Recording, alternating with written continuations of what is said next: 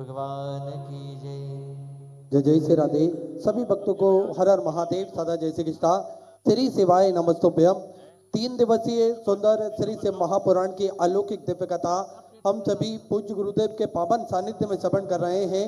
और निश्चित ही ये हम सभी का सौभाग्य है कि आस्था चैनल के माध्यम से, यूट्यूब फेसबुक के माध्यम से और दुबई की इस पावन धरा से हम सभी को सुंदर अलौकिक दिव्य कथा श्रवण करने का परम सौभाग्य हम सभी को प्राप्त हुआ।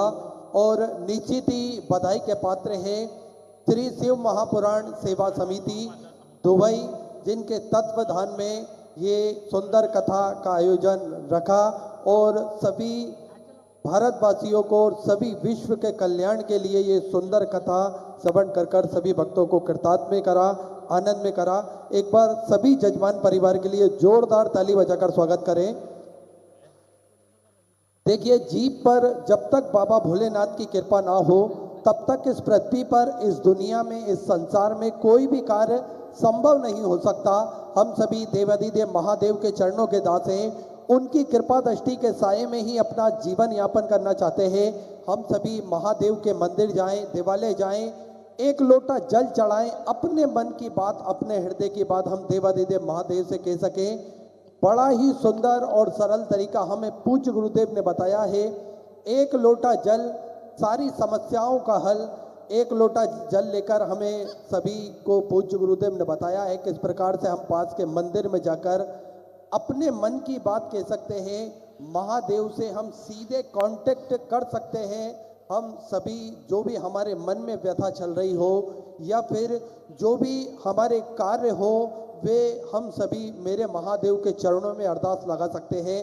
देखिए, पूज्य गुरुदेव ने हम सभी को बड़े ही सरल तरीके से उदाहरण देते हुए बताया कि बच्चे जब अपने बाप के यहाँ जाते हैं तो वे, उनके मन में जो भी दिक्कत परेशानी कठिनाई होती है, वे उन कठिनाइयों को अपने पिता के सामने, अपने बाप के सामने बताएं, तभी उस समस्याओं का हल भी निकल सकता है। तभी हम सारी मुसीबतों से निजात हम पा सकते हैं। वैसे तो मेरे महादेव को सबका कण कण का सब कुछ पता है, पर हम हमारे मुख से भी वर्णन कर दें, हम उनके चरणों में अरदास लगा दें। पूज्य गुरुदेव ने हम सभी को बताया है और हम सभी को निरंतर यही कार्य करते रहना चाहिए। देखिए, पूज्य गुरुदेव ने नित्य नई नूतन कथाओं के माध्यम से हमें एक आत्मबल बढ़ाने के भी बड़े ही सुंदर उदाहरण दिए हैं। हम सभी को आत्मबल बढ़ाया है। शिव महापुराण की कथा हमने जब से श्रवण करना प्रारंभ करी है, देखिए, एक हौसला हम सभी का बड़ा है। कोरोना काल महामारी के बाद में हम सभी जिस प्रकार से कार्य सोचते थे वह नहीं हो पा रहे थे, पर हमारी पूरी लाइफ डिस्टर्ब हो गई थी। पर मेरे महादेव ने ऐसी कृपा करी, ऐसी करुणा करी कि हम सभी को एक लोटा जल चढ़ाने का महत्व भी पता चला और हम सभी का हाथ महादेव ने पकड़ा। और आज हम सभी देख सकते हैं किस प्रकार से हम सभी भक्तों के सारे कार्य, मेरे देवाधिदेव महादेव करुणा निधान, हम सभी के सारे कार्य संभव कर रहे हैं। देखिए, हौसला हम सभी को हमेशा उच्च रखना चाहिए। आधे से ज़्यादा जंग हम हमारे हौसले से जीत सकते हैं और हौसले हम सभी को पूज्य गुरुदेव ने बड़े ही सरल उदाहरण देकर हम सभी को बताया है। देखिए, एक छोटी सी लघु कथा के माध्यम से हम सभी जान सकते हैं कि किस प्रकार से हमें लोगों की बातों पर ध्यान न देते हुए केवल और केवल हमारा जो हमें अपने मन में ठानी है वो कार्य पर हमें फोकस करना चाहिए। एक छोटी सी कथा है। समुद्र के किनारे एक तेज लहर आती है और एक बच्चे की चप्पल को वो अपने साथ बहा कर ले जाती है। बच्चा रेत पर उंगली से लिखता है, समुद्र चोर है। उसी समुद्र के दूसरे किनारे पर एक मछुआरा बहुत सारी मछलियां पकड़ता है। वही मछुआरा उस रेत पर लिखता है, समुद्र मेरा पालनहार है। एक उसी रेत के दूसरे किनारे की ओर एक माँ एक युवक समुद्र में डूब जाता है, उसकी माँ उस रेत पर लिखती है कि समुद्र हत्यारा है। रेत पर एक बूढ़ा अपनी टेढ़ी कमर लेकर टहल रहा होता है और उसको एक बड़े से सीप में एक अनमोल मोती मिल जाता है। वहाँ बूढ़ा उस रेत पर लिखता है कि समुद्र बड़ा ही दानी है और अचानक से एक लहर आती है, ये सारा लिखा मिटाकर चली जाती है। मतलब समुद्र को कोई फर्क नहीं पड़ता कि लोग उसके बारे में क्या कह रहे हैं या लोग उसके बारे में क्या राय रखते हैं, वे हमेशा अपनी लहरों के साथ मस्त रहता है। अगर हम सभी को भी विशाल समुद्र बनना है तो जीवन में भी कभी फिजूल की बातों पर ध्यान ना दें। अपने उफान, अपने उत्साह, अपना शौर्य, पराक्रम और शांति ये अपने हिसाब से हमें तय करना चाहिए। देखिए, लोगों को क्या भरोसा है, अगर चाय में मक्खी गिर जाती है तो वो मक्खी को फेंक देते हैं, और वही मक्खी अगर घी में गिर जाती है तो लोग घी में से मक्खी निकाल कर फेंक देते हैं, और चाय में गिर जाती है तो लोग वो चाय ही फेंक देते हैं। इसलिए हमें लोगों की बातों पर ध्यान ना देते हुए केवल अपने उफान पर हम सभी को ध्यान देना चाहिए, अपने शौर्य, अपने पराक्रम पर हम सभी को ध्यान देना चाहिए। और देखिए, पूज्य गुरुदेव ने सदा हम सभी को एक आत्मबल का भी ज्ञान दिया है कि किस प्रकार से हम हमारे आत्मबल को बढ़ा सकते हैं, किस प्रकार से हम भगवान की कृपा से इस दुनिया के सारे कार्य कर सकते हैं। और देखिए, जीवन में सबसे महत्वपूर्ण होता है वो है गुरु। गुरु जो हमें मार्ग दिखाते हैं, ये मार्ग हमें प्रशस्त खुद करना पड़ता है, बस गुरु हमें राह दिखाते हैं, इस राह पर हम सभी को चलना पड़ता है। और देखिए, गुरु ने जो राह बताई है उस राह पर अगर हम चलते हैं तो निश्चित ही हम सभी को मंजिल प्राप्त होती है, और निश्चित ही हम सभी भगवान भोलेनाथ की कृपा हम सभी पाते हैं। देखिए, गुरु के वचनों को केवल कानों से नहीं, मन की गहराई से सुनना, एक एक वचन को हृदय में उतारना और उस पर आचरण करना ही गुरु के वचनों का सम्मान है। क्योंकि 5 पहर धंधा किया, 3 पहर गए सोए, और 1 घड़ी ना सत्संग किया तो मुक्ति कहाँ से होए। और हम सभी को पूज्य गुरुदेव ने बड़े ही सरल शब्दों में बताया है कि हम केवल हमारे, देखिए, व्यस्त जीवन है सभी का, आज कलयुग में हम सभी जी रहे हैं, सभी व्यस्त जीवन है, सभी को अपना बिजनेस, काम धंधा सभी कार्य करना है, गृहस्थी में हम सभी को रहना है। लेकिन उसके बाद में भी हम थोड़ा सा समय, 5 मिनट का समय, 10 मिनट का समय महादेव के लिए निकालें और उन पर, उनके मंदिर में जाकर 1 लोटा जल चढ़ाएं, तो निश्चित ही हम सभी के जीवन का उद्धार होगा। देखिए, बड़ा ही सुंदर रामचरितमानस में भी लिखा है कि 5 पहर धंधा किया, 3 पहर गए सोए, और 1 घड़ी ना सत्संग किया तो मुक्ति कहाँ से होए।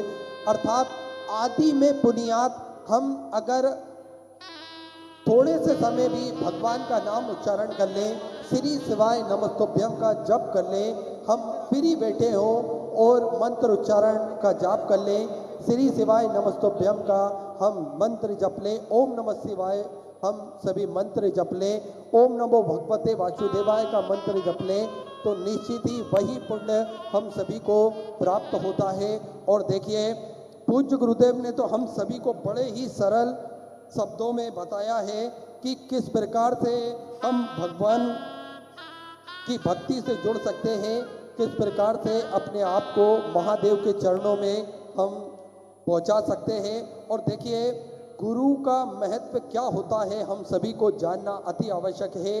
एक गुरु की महिमा क्या होती है ये हम स्वतः ही जान सकते हैं, समझ सकते हैं।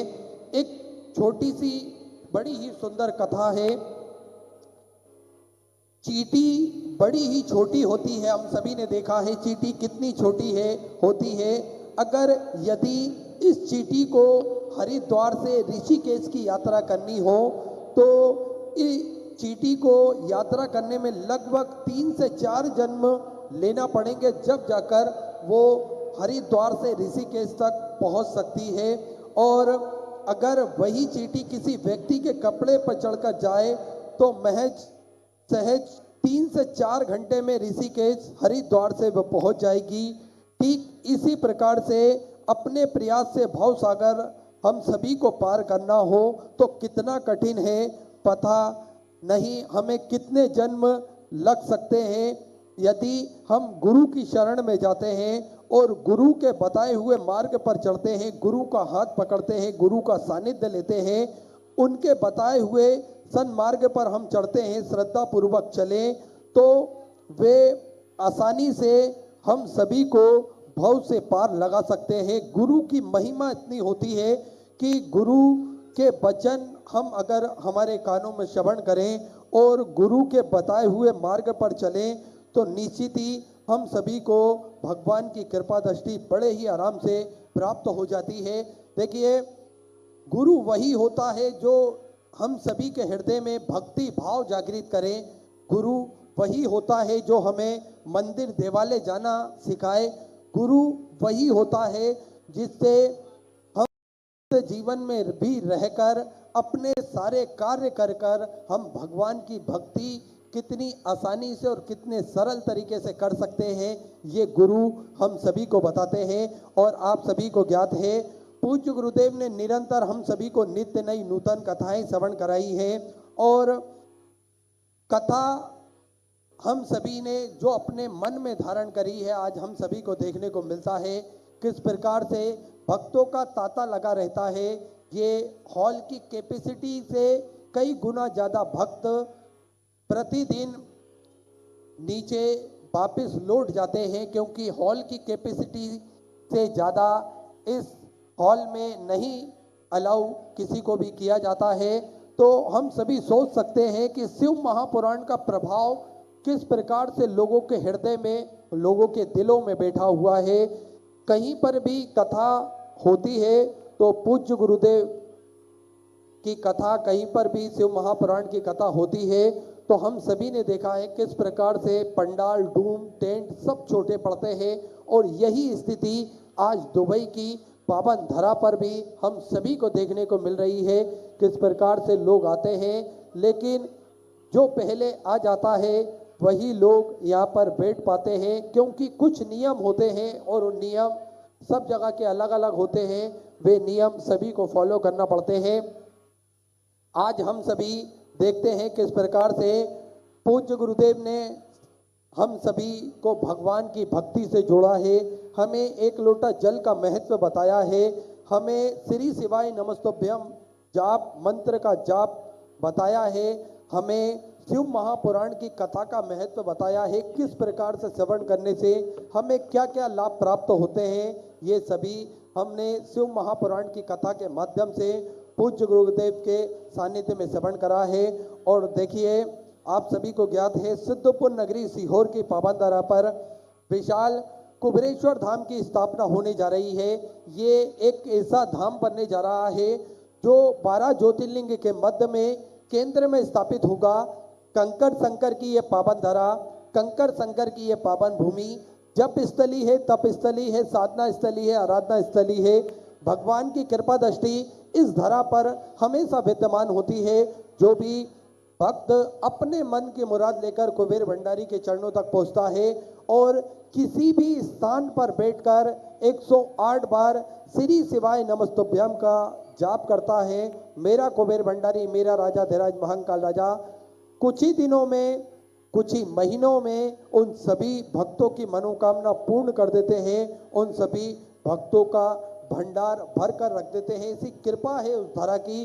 देखिए, उस धरा का महत्व क्या है, ये उस धरा पर जो भक्त गए हैं हम उनसे पूछ सकते हैं या फिर स्वयं अनुभव कर सकते हैं। उस धरा पर जाने के बाद किस प्रकार से लोगों के मन में एक सुख शांति प्राप्त होती है, किस प्रकार से लोगों का मन प्रफुल्लित हो जाता है उस धरा पर पहुंचने के बाद में। अगर हमारा मन अशांत है और हमारा कहीं दिल नहीं लग रहा हो तो कुबेर भंडारी की धरा पर जैसे ही पहुंचते हैं तो एक अजीब सा सुकून, अजीब सी शांति हम सभी को मिलती है। और ये किसी देव स्थान पर जाने के बाद ही ये सुकून शांति प्राप्त होती है। ऐसा हमें स्वयं को लगता है कि इस धरा पर स्वयं मेरे महादेव विराजमान होते हैं और स्वयं उनकी करुणा की छांव में हम सभी अपने जीवन को कृतार्थ करते हैं। महादेव की कृपा से आप सभी को ज्ञात है सिद्धपुर नगरी सीहोर की पावन धरा पर सेवा के कार्य भी सतत रूप से सुचारू रूप से चालू रहते हैं, जिसमें भोजन भंडारा सभी भक्तों के लिए निःशुल्क रूप से प्रतिदिन 365 दिन रखा जाता है पूज्य गुरुदेव के सानिध्य में। और विश्व की सबसे बड़ी और भव्य भोजनशालाओं में से एक कुबेर भंडारी की भोजनशाला है, जो प्रतिदिन सुचारू रूप से चालू रहती है। इसमें आप सभी को ज्ञात है कि प्रतिदिन भोजन भंडारे के लिए लाखों भक्त आते हैं। विश्व की सबसे बड़ी भव्य भोजनशालाओं में से एक है। साथ में आप भी इस भोजनशाला के सदस्य बन सकते हैं। मात्र 21,000 रुपए की देकर आप इस भोजनशाला की सदस्य जीवन के लिए ग्रहण कर सकते हैं। देखिए, इस भोजनशाला का जो नियम है वह यह है कि मात्र एक बार आपको 21,000 रुपए जमा करना है और 63 दिन में से एक दिन आपके नाम से भी भोजन भंडारा कराया जाएगा और यही क्रम जीवन पर्यंत चलना है। जो डेट आपने फिक्स करी है उस डेट पर आपके नाम से या आपके पूर्वजों के नाम से भोजन भंडारा चलेगा और यही क्रम 365 दिन बदल बदल के चलता है, जिसमें सभी भक्त को इसका लाभ प्राप्त होता है और भक्त भोजन भंडारे का आनंद लेकर अपने जीवन को कृतार्थ में करते हैं, आनंद में करते हैं। साथ में पूज्य गुरुदेव के सानिध्य में एक प्राथमिक उपचार केंद्र भक्तों के लिए रखा गया है। इसमें निःशुल्क रूप से वे प्राथमिक उपचार केंद्र रहता है। दवाई गोली भी निःशुल्क रूप से वितरण की जाती है। साथ में समय समय अनुसार भक्तों की सुविधा के लिए भक्तों के लिए निःशुल्क रूप से ये स्वास्थ्य शिविर लगाए जाते हैं, ताकि के भक्त बड़े ही आराम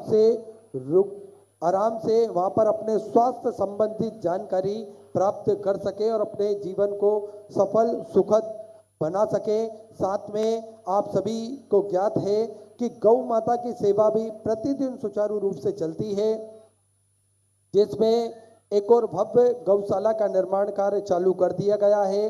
देखिए, कुबेर भंडारी की धरा पर एक सर्व सुविधा युक्त हॉस्पिटल का निर्माण कार्य भी पूज्य गुरुदेव के सानिध्य में चालू हो चुका है, ताकि के भक्तों को किसी भी प्रकार की दिक्कत परेशानी ना हो। साथ में 2 एम्बुलेंस 24 घंटे उपलब्ध रहती है और आप सभी को ज्ञात है जो 251 कमरों की भव्य विशाल धर्मशाला बनने जा रही थी, जिसका निर्माण कार्य पूज्य गुरुदेव के आदेश अनुसार बढ़ाते हुए 351 कमरों की यह भव्य विशाल धर्मशाला बनेगी, जिसमें लगभग 15 से 16 बड़े बड़े हॉल भी इसके अंतर्गत बनाए जाएंगे।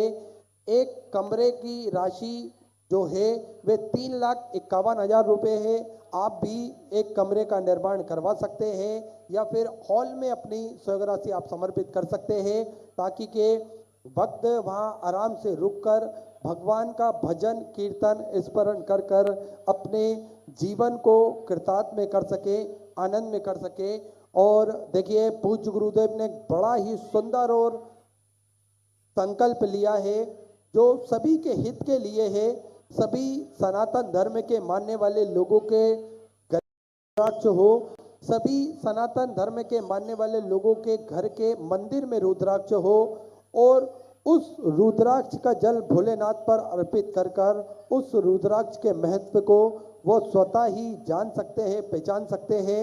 इसी सुंदर निःशुल्क रूप से प्रतिदिन सुबह 10 बजे से शाम 5 बजे तक निःशुल्क रूप से वितरण किए जाते हैं, जिसका किसी भी प्रकार का कोई शुल्क नहीं लिया जाता है।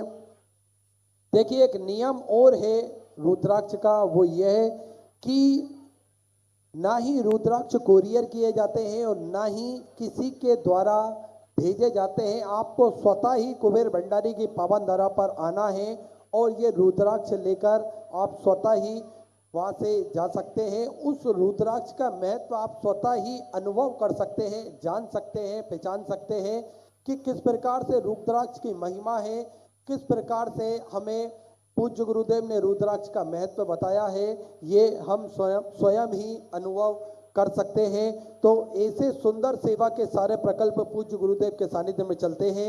आप भी इन प्रकल्पों से कंधा मिलाकर चल सकते हैं, जुड़ सकते हैं, मिल सकते हैं और सेवा के इस कार्य में अग्रणी हो सकते हैं। आप भी आगे आ सकते हैं। तो जो भक्त अपनी स्वग्रासी मंदिर, गौशाला, वृद्धाश्रम, अन्य क्षेत्र बाबा कुबेरेश्वर धाम हेतु समर्पित करना चाहते हैं, वे टीवी स्क्रीन पर श्री विठलेश सेवा समिति के 2 अकाउंट नंबर एक्सिस बैंक का और सेंट्रल बैंक ऑफ इंडिया का चल रहा है। दोनों में से किसी भी अकाउंट में अपनी स्वग्रासी जमा कर अपना नाम व्हाट्सएप पर भेज सकते हैं। आइए जिन दानदाताओं ने, जिन भामाशाहों ने अपनी स्वग्रासी मंदिर, गौशाला, वृद्धाश्रम हेतु समर्पित की, उन सभी पवनसारी पुण्यसारी दानदाताओं के नाम। श्रीमती राजेश कुमारी जी दुबई से सुंदर 1100 दिरहम आपने बाबा कुबेरेश्वर धाम हेतु समर्पित की, बहुत बहुत बधाई। सुंदर विचार आपके सदस्य से आपने समर्पित की। चिन्मय रघुनाथ जी पटेल जो कि मूलतः नासिक के रहने निवासी हैं, दुबई में वर्तमान में वे हैं, उन्होंने भी सुंदर 501 दिरहम बाबा कुबेरेश्वर धाम हेतु, कुबेर भंडारी हेतु समर्पित की, बहुत बहुत बधाई। अनल मर्चेंट, नीरजा मर्चेंट, अहमदाबाद गुजरात के आप रहने निवासी हैं, आपने सुंदर 501 रुपये की दिरहम बाबा कुबेर भंडारी के चरणों में समर्पित की, बहुत बहुत बधाई। साथ में जयेश कुमार जयंत अग्रवाल जी की तरफ से 1100 दिरहम बाबा कुबेर भंडारी के पावन चरणों में समर्पित की, बहुत बहुत बधाई। सुंदर स्वग्रह से आपने समर्पित की। साथ में श्री शोभित जी साहू की तरफ से 501 रुपये की स्वग्रह से आपने बाबा कुबेरेश्वर धाम हेतु समर्पित की, बहुत बहुत बधाई। सुंदर स्वग्रह से आपने समर्पित की। राजेश जी डाबर की तरफ से हिसार हरियाणा से सुंदर 500 रुपये की स्वग्रह से आपने समर्पित की। महेश जी कुमावत की तरफ से फुलेरा राजस्थान से सुंदर 500 रुपये। रामू जी अवस्थी, अंजू देवी जी की तरफ से 1101 रुपये। हरिशंकर शिक्षा जी केसरी की तरफ से सुंदर 500 रुपये। अजय मंजू जी शुक्ला की तरफ से रायबरेली उत्तर प्रदेश से 1101 रुपये। यमुना बाई जी की तरफ से सुंदर 500 रुपये। गौतम कुमार जी की तरफ से सुंदर 500 रुपये। लीलाधर जी चेतन जी की तरफ से बलो छत्तीसगढ़ से सुंदर 1001 रुपये। सिकंदर कुमार जी की तरफ से सुंदर 500 रुपये। विद्यावती जी कुशवाहा कानपुर उत्तर प्रदेश से सुंदर 21,000 रुपये की स्वग्रह से देकर आजीवन भोजन मेडल एक संस्था ग्रहण करी, सुनहरे अक्षरों में अपना नामांकित करा, बहुत बहुत बधाई। सुंदर विचार आपके सुंदर स्वग्रह से आपने समर्पित की। मनीष अनंत जी शाक्य की तरफ से इटावा उत्तर प्रदेश से 2100 रुपये। अरुण भाई जी पटेल की तरफ से सूरत गुजरात से सुंदर 1001 रुपये की स्वग्रह से आपने समर्पित की। मुरारी लाल जी की तरफ से आगरा उत्तर प्रदेश से सुधा 500 रुपये। अनिल सिंह जी की तरफ से सुधा 500 रुपये। गुप्तादान में सुधा 5001 रुपये की स्वग्रह से आपने बाबा कुबेरेश्वर धाम हेतु समर्पित की, बहुत बहुत बधाई। सुधा विचार आपके सुधा स्वग्रह से आपने समर्पित की। मधु जी डालमिया की तरफ से मुंबई से सुधा 1701 रुपये की स्वग्रह से आपने समर्पित की। जयराम जी मिश्रा सीका राजस्थान से सुधा 11,000 रुपये की स्वग्रह से आपने बाबा कुबेरेश्वर धाम हेतु समर्पित की, बहुत बहुत बधाई। सुधा विचार आपके सुधा स्वग्रह से आपने समर्पित की।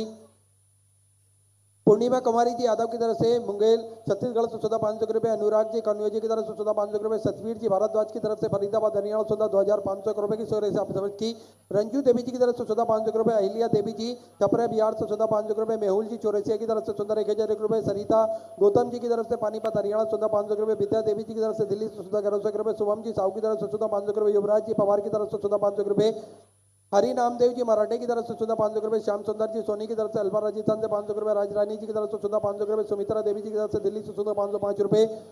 देवेश जी की तरफ से दुर्ग छत्तीसगढ़ से सुंदर 1001 रुपये की स्वग्रह से आपने समर्पित की। लखन जी की तरफ से दिल्ली से सुंदर 1001 रुपये। भारती बहन अशोक कुमार जी की तरफ से सूरत गुजरात से सुंदर 2001 रुपये। देवी सिंह जी यादव झांसी उत्तर प्रदेश से 21,000 रुपये की स्वग्रह से देकर आजीवन भोजन मेडल एक संस्था ग्रहण करी, सुनहरे अक्षरों में अपना नामांकित कराया, बहुत बहुत बधाई। शुद्ध विचार आपके सदस्य स्वग्रह से आपने समर्पित की। रमेश लाल जी सूरत गुजरात से सुंदर 5,100 रुपये की स्वग्रह से आपने बाबा कुबेरेश्वर धाम हेतु समर्पित की, बहुत बहुत बधाई। सुंदर विचार आपके सदस्य स्वग्रह से आपने समर्पित की। अशोक जी गुप्ता की तरफ से नेपाल से सुंदर आपने 500 रुपये की स्वग्रह से समर्पित की। दिनेश जी कलाल अलीराजपुर मध्य प्रदेश से सुधा 1100 रुपये। सुरेश जी यादव की तरफ से सुधा 500 रुपये। बबलू जी की तरफ से सुंदर 1001 रुपये। योगेश जी की तरफ से सुधा 500 रुपये। ममता जी गुप्ता दिल्ली से सुधा 500 रुपये। सुनील जी गुप्ता की तरफ से सुधा 500 रुपये। अनीता अशोक कुमार जी चौहान की तरफ से 14,500 रुपए, अनिल जी विशाल जी की तरफ से 14,500 रुपए, संजय जी की तरफ से कानपुर उत्तर प्रदेश से 500 रुपए, नितिन जी की तरफ से शिरडी महाराष्ट्र से 10,001 रुपए की सौगरज से आपने बाबा कुमरेश्वर धामित सौगरज की बहुत बहुत बधाई। 14 आपके 14 सौगरज से आपने सौगरज की। सावित्री जी की तरफ से 2015 रुपए की सौगरज से आपने सौगरज की। कांति देवी जी की तरफ से 500 रुपए, शेष नारायण जी धनगर की तरफ से सुंदर 1,001 रुपए, रोहित जी की तरफ से सुंदर 1,005 रुपए की सौगरज से आपने सौगरज की। अजय जी जायसवाल मुंबई से सुंदर 1,001 रुपए की सौगरज से आपने सौगरज की। जगदीश जी की तरफ से 500 रुपए की सौगरज से आपने सौगरज की। प्रीति जी की तरफ से झारखंड से 500 रुपए की सौगरज से आपने सौगरज की बहुत बहुत बधाई। मीना दिलीप जी की तरफ से 500 रुपए, कुसुम जी शर्मा की तरफ से 500 रुपए, अनु जी साहू की तरफ से 11,100 रुपए, गुप्तधन में 11,100 रुपए, धनवंती जी राय की तरफ से 1,101 रुपए की सौगरज से आपने सौगरज की। संतोष जी की तरफ से 500 रुपए, सुभाष हनुमान जी परदेसी की तरफ से 500 रुपए, सुषमा जी यादव की तरफ से भिलाई छत्तीसगढ़ से 500 रुपए, विजय जी की तरफ से सूरत गुजरात से 500 रुपए, विजय मंडल की तरफ से 500 रुपए, शकुंतला कुमारी जी की तरफ से पटना बिहार से 500 रुपए, गायत्री देवी जी की तरफ से 500 रुपए, बालकृष्णा जी की तरफ से मुंबई से 500 रुपए, रंजीत कुमार जी की तरफ से पटना बिहार से 500 रुपए, गोकरल लाल जी की तरफ से भिलाई छत्तीसगढ़ से 1,001 रुपए, तारा से रायपुर छत्तीसगढ़ से 11,100 रुपए, मंजू देवी मदन कुमार जी की तरफ से पटना बिहार से 500 रुपए, पूजा कुमारी जी की तरफ से 501 रुपए की सौगरज से आपने सौगरज की बहुत बहुत बधाई। राकेश जी पाटिल की तरफ से जलगांव महाराष्ट्र से 500 रुपए, लिखी कुमारी जी की तरफ से पटना बिहार से 500 रुपए की सौगरज से आप सौगरज की। राजू कुमार जी की तरफ से 11,100 रुपए, दीपक जी साहू सूरत गुजरात से 500 रुपए की सौगरज से आपने सौगरज की। शोभित जी साहू की तरफ से 500 रुपए, विपिन जी शुक्ला की तरफ से 500 रुपए, आशीष जी की तरफ से 500 रुपए, जगदीश जी की तरफ से उज्जैन मध्य प्रदेश से 500 रुपए, सोनू जी की तरफ से 500 रुपए, प्रेमा देवी जी की तरफ से रामपुर उत्तर प्रदेश से 1,051 रुपए की सौगरज से आप सौगरज की। देवेंद्र सिंह जी राजपूत की तरफ से 500 रुपए, किरण जी महेश्वरी की तरफ से 500 रुपए, विक्की जी साहू की तरफ से वेस्ट बंगाल से 525 रुपए, महेश लक्ष्मीकांत जी की तरफ से पल्ली बैजनाथ से 1,001 रुपए, मधु जी शर्मा की तरफ से बहराइच उत्तर प्रदेश से 1,501 रुपए, पार्थ जी सोनी पुणे महाराष्ट्र से 1,001 रुपए, कौशल्य जी साहू की तरफ से 500 रुपए, उत्तम कुमार जी झा की तरफ से 500 रुपए, दिव्यांशी अजय जी जादव की तरफ से 500 रुपए, किरण देवी जी की तरफ से झारखंड से 500 रुपए, राजेंद्र जी नागर की तरफ से राजस्थान से सुंदर 2100 रुपए, दिलीप कुमार जी गुप्ता की तरफ से 500 रुपए, रंजना जी त्रिपाठी की तरफ से 500 रुपए, तरुण जी जायसवाल की तरफ से कोरबा छत्तीसगढ़ से 1101 रुपए की सौगरज से आपने 511 रुपए की सौगरज से आपने सौगरज की। अर्चना जी गुप्ता नोएडा उत्तर प्रदेश से 500 रुपए, विपिन जी व्यास की तरफ से उदयपुर राजस्थान से 500 रुपए, माधव जी की तरफ से बेगूसराय बिहार से 500 रुपए, महेश जी की तरफ से दिल्ली से 500 रुपए, हरिचंद अंबादास जी की तरफ से संभाजी नगर महाराष्ट्र से 1,001 रुपए की सौगरज से आप सौगरज की। अनीता जी मोदी की तरफ से उज्जैन मध्य प्रदेश से 11,111 रुपए की सौगरज से आप सौगरज की। देवकरण जी जांगड़ की तरफ से चूरू राजस्थान से 1,001 रुपए, किशोर कदम जी की तरफ से पुणे महाराष्ट्र से 500 रुपए की सौगरज से आप सौगरज की। परमेश्वर नाथ जी की तरफ से तिरुपति बालाजी से आपने सुंदर 21,000 रुपए की सौगरज देकर आजीवन भोजन मंडल एक संस्था ग्रहण करी, सुनहरे अक्षरों में अपना नामांकित करा। बहुत बहुत बधाई। शुद्ध विचार आपके सदस्यों से आप सौगरज की। तो शीलाताई कैलाश जी की तरफ से अकोला महाराष्ट्र से 2,500 रुपए, गौरी सिर सागर जी की तरफ से 1,001 रुपए, रक्षा बेन अशोक भाई जी पटेल की तरफ से गुजरात से 500 रुपए, हरिराम जी भगत लुधियाना पंजाब से 500 रुपए, राजा राम जी वंशकार की तरफ से भोपाल मध्य प्रदेश से 500 रुपए, रुक्मणी सत्यनारायण जी जोशी की तरफ से देवास मध्य प्रदेश से 21,000 रुपए की सौगरज से देकर आजीवन भोजन मंडल एक संस्था ग्रहण करी, सुनहरे अक्षरों में अपना नामांकित करा। बहुत बहुत बधाई। 14 विचार आपके 14 सौगरज से आप सौगरज की। सेम प्रकाश जी शर्मा की तरफ से इंदौर मध्य प्रदेश से 1,100 रुपए की सौगरज से आपने बाबा कुमरेश्वर धाम से सौगरज की। बहुत बहुत बधाई। 14 सौगरज से आपने सौगरज की। मदन पाल जी की तरफ से फरीदाबाद हरियाणा 500 रुपए, शिवपाल सिंह जी चौहान दिल्ली से 500 रुपए, विद्यावती देवी जी की तरफ से बिहार से 2,201 रुपए की सौगरज से आप सौगरज की। प्रदीप कुमार जी की तरफ से 1101 रुपए, गोपाल जी भारती पटना बिहार से 2,500 रुपए की सौगरज से आप सौगरज की। अशोक भीका जी पाटिल जलगांव महाराष्ट्र से 500 रुपए, प्रमोद कुमार जी मुंगेर छत्तीसगढ़ से 500 रुपए, के जी भार्गव प्रयागराज उत्तर प्रदेश से 500 रुपए की सौगरज से सौगरज की। प्रदीप जी गिरसे की तरफ से 500 रुपए की सौगरज से सौगरज की। पूज्य गुरुदेव का आगमन हो चुका है। सुंदर गुरु वंदना के साथ में आज कथा के हम सभी तीसरे दिवस में विराम दिवस में प्रवेश करेंगे। जय जय श्री राधे, हर हर महादेव, श्री शिवाय नमस्ते। गुरुर्ब्रह्मा गुरुर्विष्णु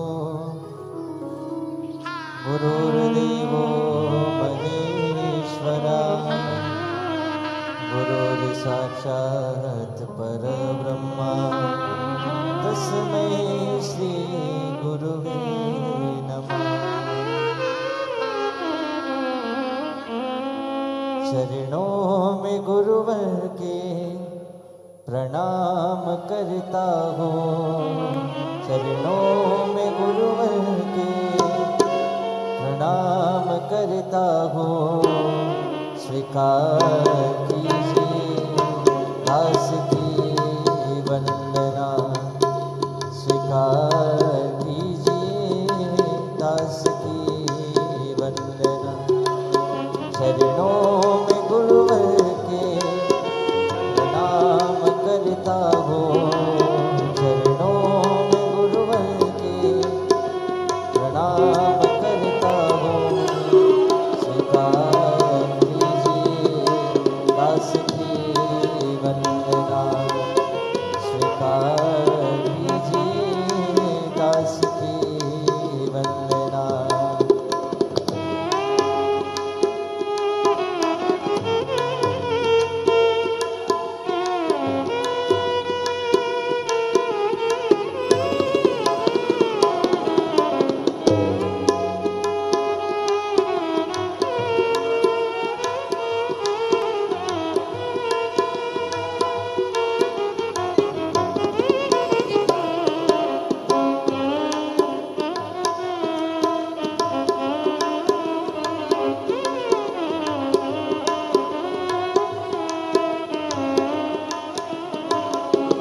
गुरुजी आप दयालु है, दयावान है।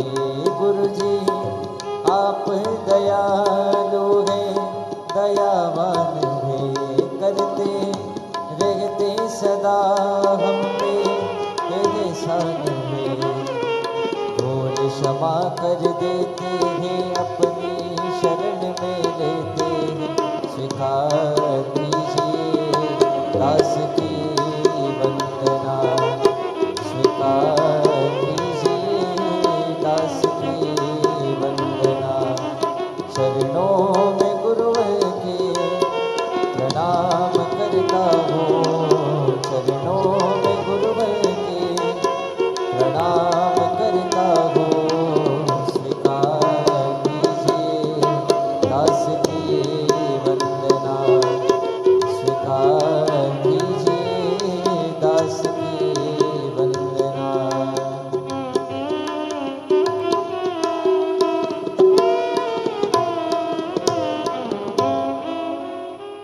जय जय श्री राधे। सभी भक्तों को हर हर महादेव सादा जय श्री कृष्णा श्री सेवाई नमस्तुभ्यम। पूज्य गुरुदेव का आगमन हो चुका है, गुरुदेव व्यासपीठ पर मंचासीन हो चुके हैं। आप सबकी तरफ से व्यासपीठ को नमन करते हुए हम सबके प्रिय, हम सबके लाडले ठाकुर कल्लू जी महाराज के चरणों में नमन करते हुए परम सत्य परम आदरणीय विश्वविख्यात पूज्य गुरुदेव के पावन चरणों को नमन करते हुए और आप सभी शिव भक्तों के चरणों में नमन करते हुए सुंदर आज कथा के हम सभी विराम दिवस पे तीसरे दिवस पे प्रवेश करेंगे और जजमान परिवार द्वारा व्यासपीठ का पूजन करने के उपरांत पूज्य गुरुदेव से आशीर्वाद प्राप्त करते हुए एक बार जजमान परिवार के लिए जोरदार ताली बजाकर स्वागत करें। हम सभी को दुबई की पावन धरा पर कथा श्रवण करने का सौभाग्य प्राप्त हुआ। साथ में न केवल अपने परिवार के निमित्त अपितु समूचे विश्व कल्याण के लिए ये सुंदर कथा का आयोजन रखकर सभी भक्तों को कृतार्थ करा, आनंद में करा। और देखिए हम सभी महादेव के चरणों में जाकर भगवान को दंडवत प्रणाम करें, एक लोटा जल चढ़ाएं, अपने मन की बात अपने हृदय की बात कह सके। पूज्य गुरुदेव ने हम सभी को बड़े ही सरल तरीके से किस प्रकार से भगवान की भक्ति से जोड़ा है, किस प्रकार से भगवान के चरणों में हम सभी के हृदय को लगाया है, हम सभी को जोड़ने का प्रयास करा है। और आप सभी को ज्ञात है कि कुबेर भंडारी की पावन धरा पर भी सेवा के कार्य सतत रूप से सुचारू रूप से चालू रहते हैं, जिस पे भक्तों की सेवा भी वहाँ पर प्रतिदिन सुचारू रूप से की जाती है। और इस क्रम में जिन दानदाताओं ने अपनी सहयोग राशि प्रदान करी है उन सभी पावनसारी पुण्यसारी दानदाताओं के नाम श्री राम बाबू नामदेव गंज वासोदा से 500 रुपए की सहयोग राशि आपने समझ की।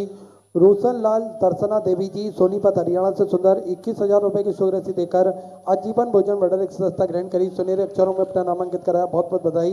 सुंदर विचार आपके सुंदर शुभ राशि आपने समृद्ध की। सुनीता देवी जी झारखंड से सुंदर 5,501 रुपए की शुभ राशि आपने समृद्ध की। गुप्त दान में सुंदर 501 रुपए की शुभ राशि आपने समर्पित की। अशोक जी पवार की तरफ से हैदराबाद से सुंदर 21,000 रुपए की शुभ राशि देकर आजीवन भोजन मंडल एक सदस्यता ग्रहण करी, सुनहरे अक्षरों में अपना नामांकित कराया। बहुत बहुत बधाई। सुंदर विचार आपके सुंदर शुभ राशि आपने समर्पित की।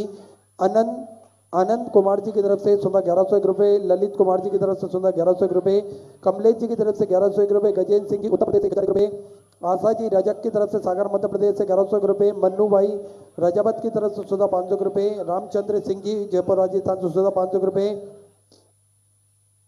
बिमला जी कबर की तरफ से सुंदर 1,001 रुपए की शुभ राशि आपने समर्पित की। भूदेव जी शर्मा की तरफ से सुंदर 1,001 रुपए की शुभ राशि समर्पित की। महेंद्र सिंह जी सिसोदिया की तरफ से सुंदर 500 रुपए, प्रकाश जी गुप्ता की तरफ से सुंदर 1,101 रुपए, राजू दिवाकर जी की तरफ से आगरा उत्तर प्रदेश से सुंदर 500 रुपए, संतोष जी शिखर बाल की तरफ से अलवर राजस्थान से सुंदर 21 रुपए, सैल देवी जी की तरफ से लकी सराज से सुंदर 500 रुपए, सीताराम जी साहू की तरफ से पटना बिहार से सुंदर 1,101 रुपए, अमित जी शर्मा कुशीनगर उत्तर प्रदेश से 500 रुपए, अनिल कुमार जी शर्मा आगरा उत्तर प्रदेश से सुंदर 21,000 रुपए की शुभ राशि देकर आजीवन भोजन मंडल एक सदस्यता ग्रहण करी, सुनहरे अक्षरों में अपना नामांकित कराया। बहुत बहुत बधाई। सुधा विचार आपके सुंदर शुभ राशि आपने समझ की। बिमला जी शुक्ला की तरफ से सुधा 1,101 रुपए, अतुल कुमार जी की तरफ से सुधा 500 रुपए, निखिल जी की तरफ से झारखंड से सुंदर 500 रुपए, अमलेश्वर शिवलिंग जी की तरफ से भीड़ महाराष्ट्र से सुंदर 1,101 रुपए की शुभ राशि आपने समर्पित की। विशंबर सिंह जी मुरैना मध्य प्रदेश से सुंदर 500 रुपए, गणेश रघुवंशी नंदुरबार महाराष्ट्र से सुंदर आपने 1,001 रुपए की शुभ राशि समर्पित की। ओम भावेश्वर जी मुंबई से सुंदर 11,000 रुपए की शुभ राशि आपने बाबा कुबरेश्वर धाम हेतु समर्पित की। बहुत बहुत बधाई। अनिल कुमार जी की तरफ से सुधा 500 रुपए, नारायण लाल कुमारी भाई जी साहू की तरफ से रायपुर छत्तीसगढ़ से सुंदर 21,000 रुपए की शुभ राशि देकर आजीवन भोजन मंडल एक सदस्यता ग्रहण करी, सुनहरे अक्षरों में अपना नामांकित कराया। बहुत बहुत बधाई। चंदा विचार आपके सुंदर शुभ राशि आपने समर्पित की। मनीष कुमार जी की तरफ से सुधा 500 रुपए, वरुण कुमार जी की तरफ से पंजाब से सुधा 500 रुपए, उत्तम चंद जी की तरफ से महाराजगंज से सुधा 1,001 रुपए, माधव भाई जी की तरफ से सूरत गुजरात से सुधा 500 रुपए, आरडी सिंह जी की तरफ से सुधा 1,101 रुपए, अंकित जी की तरफ से सारंगपुर उत्तर प्रदेश से सुधा 500 रुपए, नंदू जी सोनी की तरफ से मुंबई से सुधा 500 रुपए, राजेश जी शर्मा की तरफ से सुधा 500 रुपए, पायल जी अग्रवाल की तरफ से जम्मू एंड कश्मीर से सुधा 500 रुपए, अनुपम रेखा जी की तरफ से लातूर मराठा से सुंदर 1,001 रुपए, गुप्तदान में सुंदर 1,001 रुपए की शुभ राशि आपने समझ की। गोपीनाथ जी राठौर की तरफ से सुधा 500 रुपए, अश्वनी जी दुबे रायपुर छत्तीसगढ़ से सुधा 500 रुपए, श्याम देव जी की तरफ से सुधा 1,100 रुपए, बिमल जी साहू की तरफ से सुधा 500 रुपए, रानी देव जी की तरफ से सुधा 500 रुपए, सुमन सिंह जी की तरफ से सुधा 500 रुपए, युवनोज जी की तरफ से सुधा 500 रुपए, हेलिक जी की तरफ से हरियाणा से सुंदर आपने 7,100 रुपए की शुभ राशि समृद्ध की। तुषार जी शर्मा की तरफ से सुधा 500 रुपए, गुड्डू जी सैन की तरफ से सुंदर 500 रुपए की शुभ राशि, प्रमोद जी केतवास भोपाल मध्य प्रदेश से 1,100 रुपए, सुनील जी यादव की तरफ से सुधा 500 रुपए की शुभ राशि आपने समृद्ध की। कैलाश रंजन जी महू उत्तर प्रदेश से सुधा 500 रुपए, कमला जी की तरफ से सुधा 1,100 रुपए, कृष्णा जी की तरफ से सुंदर मथुरा उत्तर प्रदेश से 500 रुपए की शुभ राशि समर्पित की। सभी दानदाताओं को मैं हृदय की अनंत गहराई से नमन करता हूँ, दंडवत करता हूँ, प्रणाम करता हूँ। सुंदर शुभ राशि आपने समर्पित की। जो भक्त अपनी शुभ राशि मंदिर गौशाला वृद्धाश्रम अन्य क्षेत्र बाबा को बरेश्वर धाम हेतु समर्पित करना चाहते हैं वे टीवी स्क्रीन पर श्री विठलेश सेवा समिति के 2 अकाउंट नंबर चल रहे हैं, उन अकाउंट में अपनी शुभ राशि जमा कर अपना नाम व्हाट्सएप पर भेज सकते हैं। आइए सीधे व्यासपीठ की शरण में चलते हैं पूज्य गुरुदेव के सानिध्य में। आज तीसरे दिवस की कथा विराम दिवस की कथा हम सभी श्रवण करेंगे। जय जय श्री राधे, हर हर महादेव, श्री शिवाय नमस्ते।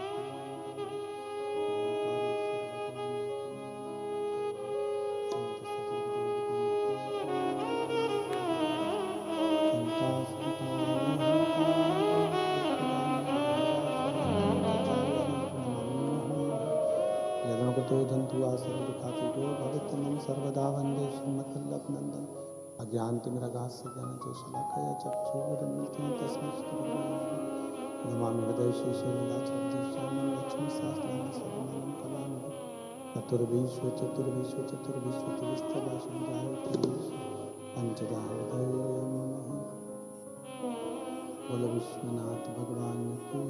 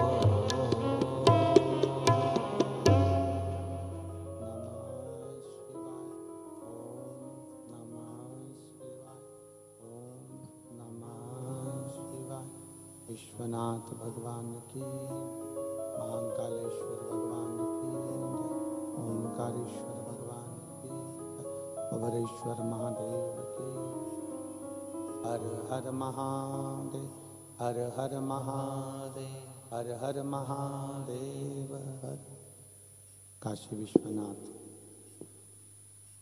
उगरदानी त्रिकालदर्शी कैलाशी अविनाशी भगवान शिव जिनकी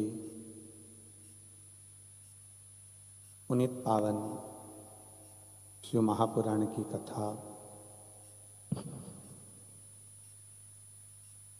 श्रवण करने का सौभाग्य बाबा देवाधिदेव महादेव की कृपा से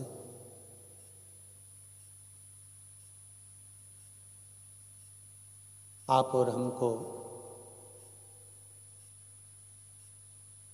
दुबई की इस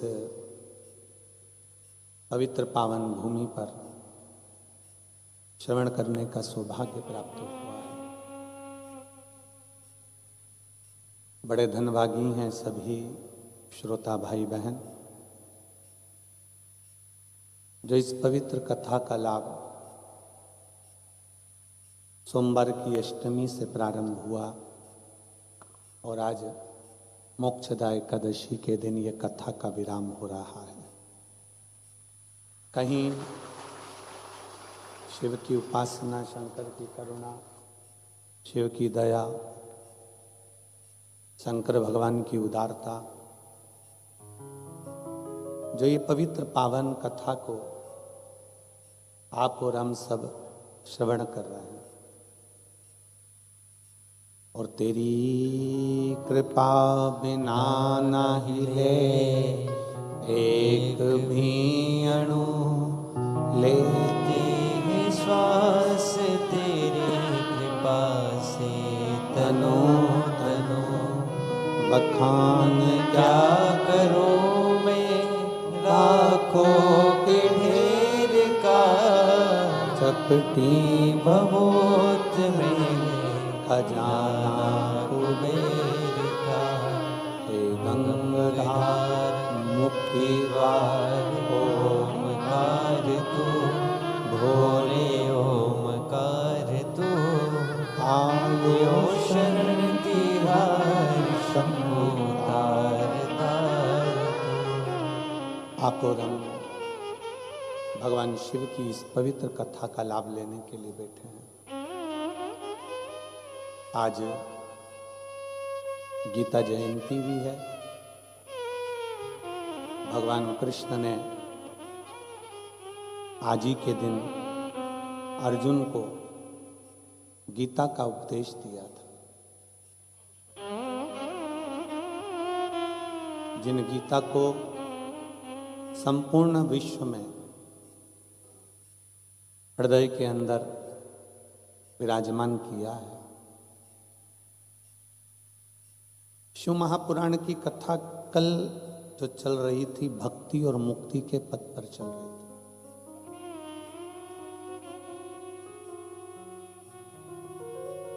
पृथ्वी पर जन्म ले लेना, अच्छा शरीर प्राप्त कर लेना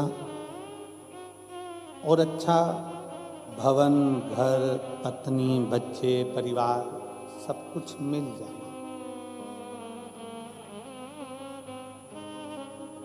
ये हमारा कोई आज का प्रारब्ध है या आज का कर्म नहीं है। ये तो हमारे पूर्व का जो कोई कर्म पूर्व में आए हैं उसका कोई फल हमारे जीवन में मिल गया।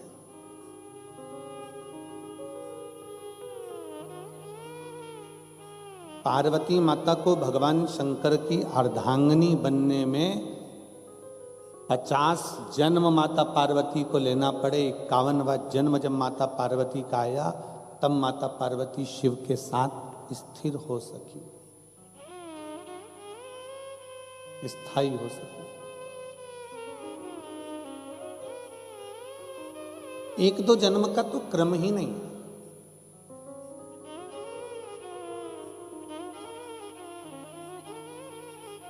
अब आपने विचार करेंगे, आप मन में सोचेंगे कि पार्वती जी इतने जन्म लेने के बाद भी शंकर भगवान की अर्धांगिनी बनकर हमेशा शिव के साथ अमर क्यों नहीं हो पाई?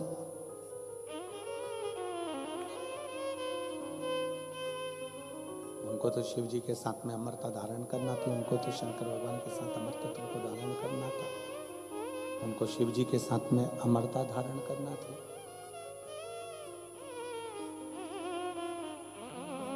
सती बनकर जन्मी तो भी माता सती के प्राण छूटे, उमा बनकर प्रकट हुई तो भी प्राण छूटे, कात्यायनी बनकर प्रगटी तो भी प्राण छूटे, कुष्मांडा, स्कंदा, जितने जितने माता के अवतार हुए, जितने जितने माँ जन्म लिए, अवतार ली, हर जन्म में माता ने अपने प्राण त्याग दिए। पर आखिरी बिंदु था माता पार्वती का जन्म, अंतिम है। और उसके बाद माता पार्वती के फिर प्राण नहीं छूटे। क्यों? पार्वती जी ने स्वयं भगवान शंकर से ये प्रश्न किया। माता पार्वती जी ने स्वयं भगवान शंकर से पूछा है कि बाबा एक बात मुझे बताओ कि मेरे इतने जन्म होते चले गए, इतने जन्मों में मैं आती गई जाती रही, फिर आती रही फिर जाती रही, और अब आखिरी जन्म मेरा जो पार्वती का है, आप कहते हो कि मैं अब इसको अमर कर दूंगा और इसको जाने नहीं दूंगा, इसको अमरता प्रदान कर दूंगा, फिर इसको जाने नहीं दूंगा, इसको मैं अमर कर दूंगा, फिर ये शरीर जाएगा। आखिर कैसे? शंकर भगवान कहते हैं, पार्वती तेरे जितने जन्म हुए, हर जन्म में मैंने प्रयास करा था तुझे भगवान की कथा को श्रवण कराने का। जब तू सती बनकर जन्मी थी तो मैं तुझे कुंभज बाबा के दरवाजे पर भी लेकर गया था कथा को सुनाने के लिए।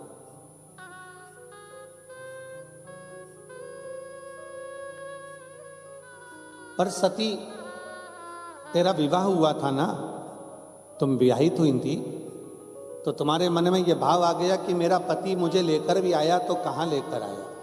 शादी करने के बाद तो लोग दुबई घूमने जाते हैं, और यहां मेरे पति कथा सुनाने के लिए लेकर आए।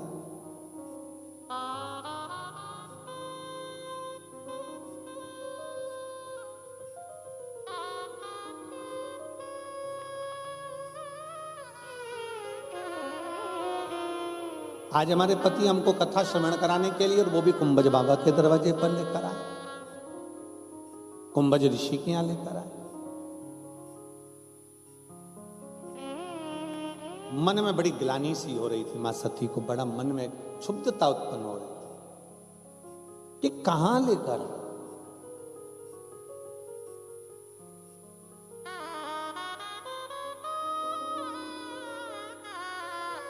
वो वाला हाल होता है ना, जैसे वो कहते सब लाए गुलाब का फूल, एक गाना है ना,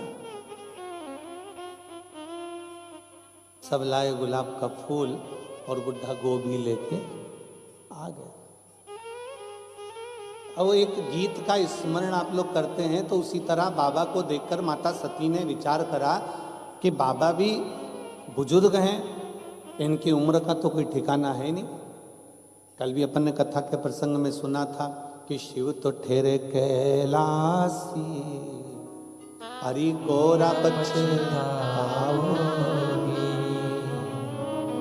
बूढ़े जोगी के संग में तुम कैसे रह पाओगे। अरे पार्वती, शंकर भगवान तो बुजुर्ग हैं, ये हमने कल के प्रसंग में श्रवण किया। तो सती मैया को लगा कि ये शंकर भगवान मुझे कथा सुनाने के लिए लेकर आए हैं, कथा तो बुजुर्गों को सुनना चाहिए।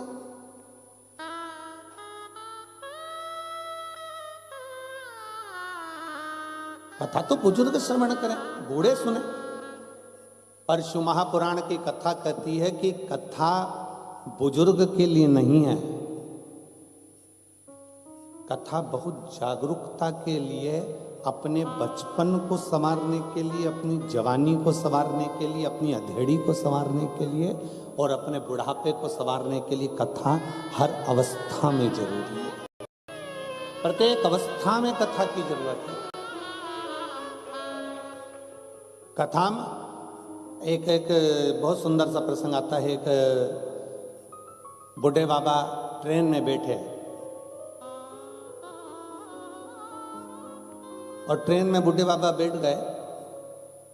उन्होंने अपनी पुस्तक निकाली, गीता जी पढ़ना प्रारंभ कर दिया। 4 लड़के बैठे थे, 4-5, और पांचों लड़कों ने जो बूढ़े बाबा को देखा कि इनकी दाढ़ी सफेद है, इनके बाल सफेद हैं, अब जरा इनका मजा लेना चाहिए। अब उनको ये नहीं मालूम था कि कोई सत्संगी जीव हो, कोई भजनावली जीव हो, कोई स्मरणी जीव हो तो आनंद। जैसे एक बार हम हैदराबाद कथा करने के लिए गए और भोपाल से बैठे ट्रेन में, तो नागपुर बीच में पड़ा। अब नागपुर पड़ा तो वहाँ पर बहुत सारे लड़का लड़कियाँ बेटा बेटियाँ उस ट्रेन के बोगी में आए, और ट्रेन में बैठते से ही लड़कियों ने बेटियों ने देखा कि बाबा जी तो धोती पहने हुए हैं, बगलबंदी बांधे हुए हैं, रुपट्टा धारण करे हुए हैं। तो उसमें से एक बेटा आया और आकर पूछा, क्यों महाराज जी आप कथा करते हो? हमने कहा हाँ। फिर उसने पूछा, आप कथा करते हो? हमने कहा ना। नहीं गुरुजी आपको बुरा लग गया। हमने कहा बुरा नहीं लगा। आप कथा करते हो? हमने कहा ना, कथा करने वाले के सींग होते हैं। अरे नहीं गुरुजी आप बुरा मत मानो, आप बताओ ना कथा करते हो? हमने कहा हाँ करते हैं। हमारा एक प्रश्न है उसका उत्तर भी दोगे? हमने कहा बोल तेरा क्या प्रश्न है? उसने कहा हमारा प्रश्न केवल इतना सा है गुरुजी कि भगवान ने जैसे कथा में कल आपको बताया था कि सारे डिपार्टमेंट भगवान ने दो बनाए, नासिका के छिद्र दो हैं, हाथ दो हैं, पाँव दो हैं, नेत्र दो हैं, कर्ण दो हैं। भगवान जब कान बनाया था, भगवान जब कर्ण की शक्ति बनाया था, सुनने के लिए भगवान ने कान दिए, तो ये दो छिद्र हैं जिनसे सुनाई देता है। तो भगवान ने फिर ये क्यों बनाया, एक्स्ट्रा क्यों लगाया, भगवान ने ये क्यों दिया? हमने कहा इतनी छोटी सी बात है, तू जिस कॉलेज में पढ़ता है वहां के प्रोफेसर से पूछ लेता। नहीं नहीं महाराज जी आप बताओ कि भगवान ने जब सब कुछ दिया तो भगवान सुनाई तो इन छेदों से देता है, फिर भगवान ने ये क्यों दिया? हमने कहा भगवान का नाम चतुर नारायण है, उसको मालूम है तेरा बुढ़ापा आएगा तो चश्मे का स्टैंड कहां से लाएगा, इसलिए वो स्टैंड दिया। और रोज रोज बांधेगा तो नहीं, छोड़ेगा तो नहीं, ये उसकी उदारता। जैसे बूढ़े व्यक्ति बैठा और बच्चों ने विचार करा पांचों ने कि देखो बुजुर्ग व्यक्ति बैठा हुआ है, जरा इसका मजा लिया जाए। तो क्या मजा लिया जाए? तो क्या ये ट्रेन के अगर चेन खींची जाए तो 500 रुपए का दंड है।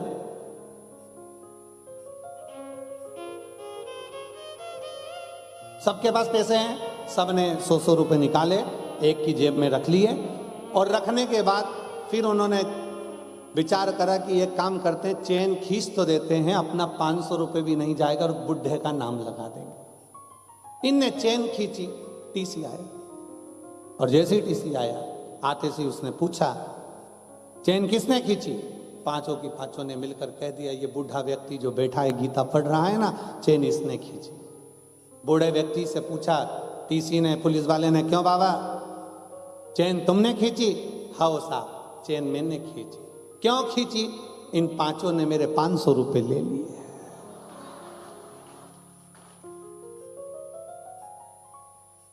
तुम्हें मालूम है किसकी जेब में रखा है? हाँ वो पीला शर्ट पहना है ना, उसी की जेब में रखा है। तुम्हें मालूम है कहां रखा है? हाँ ऊपर वाली जेब में रखा है। पुलिस वालों ने पैसे निकाले, बाबा को दिए, प्रणाम करा, बाबा अब ये तुम्हें परेशान नहीं करेंगे, इनको हम थाने लेके जाते हैं। कथा क्या करती है?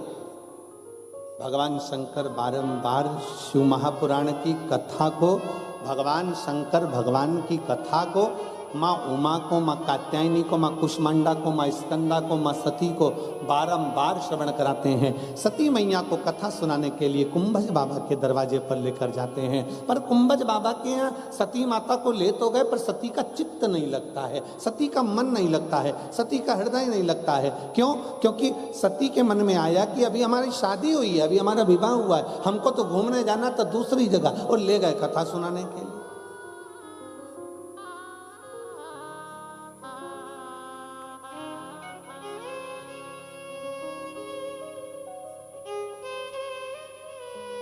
और कितना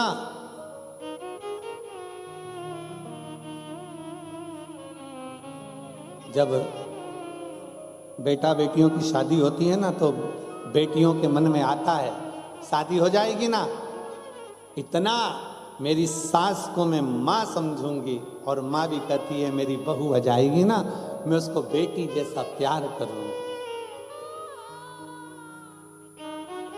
दूर के ढोल सुहावन,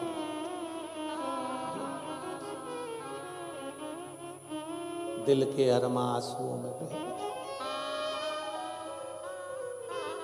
और सब वैसा की वैसा है। कितना विचार कर, सती मैया के मन में आया कि हम अगर विवाह कर रहे हैं, सती मैया को लगा अगर मेरे पति कहीं लेकर जा रहे हैं, मुझे कहीं लेकर जा रहे हैं, तो वो जरूर मुझे अच्छी जगह घुमाने ले जा रहे होंगे, क्योंकि अभी मेरी शादी हुई है, अभी मेरा विवाह हुआ है। उनको क्या मालूम था कि कथा में ले जाकर बिठा देंगे। और जो सती मैया कथा में बैठी, और कथा का नियम है, पंडाल में अगर दिल से शिव महापुराण की कथा के सामने बैठकर जो मांगा जाता है, देव अधिदेव महादेव वो 3 महीने के अंदर देता जरूर है। ये शास्त्र का प्रमाण, ये हमारा शिव तत्व कहता है, ये भगवान शंकर की कथा कहता है, ये शिव महापुराण वर्णन करता है।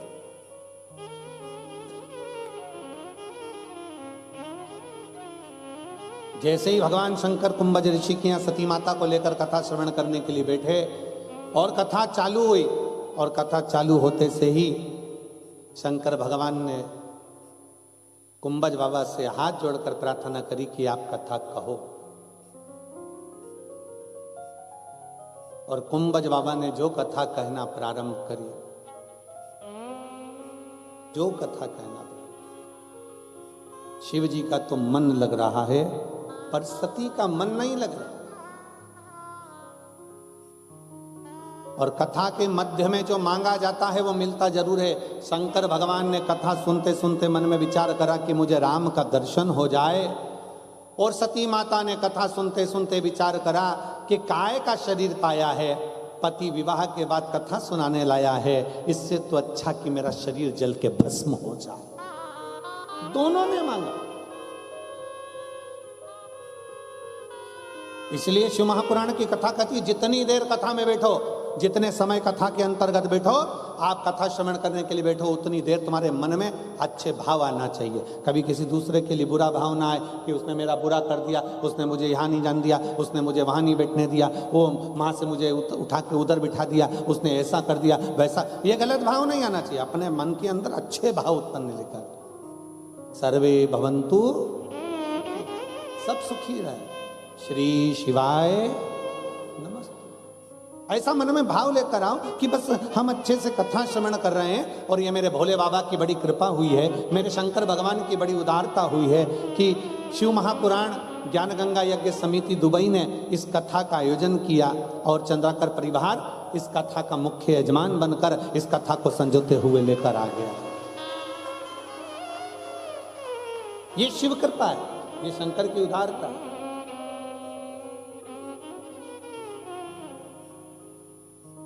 आज चंद्राकर परिवार पूरा बैठा है ना, तो हमको खुशी हो रही है।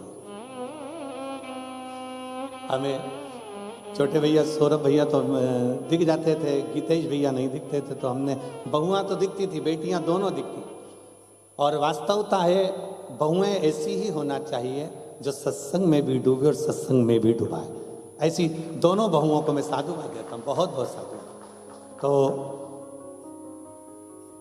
आज भाभी जी बोली बहू रानी की, देखो गुरुजी आए हैं आज, हमने कहा इनको लाने का पूरा फल आपको ही मिलने वाला है, क्योंकि एक होती है पत्नी और एक होती है धर्म पत्नी।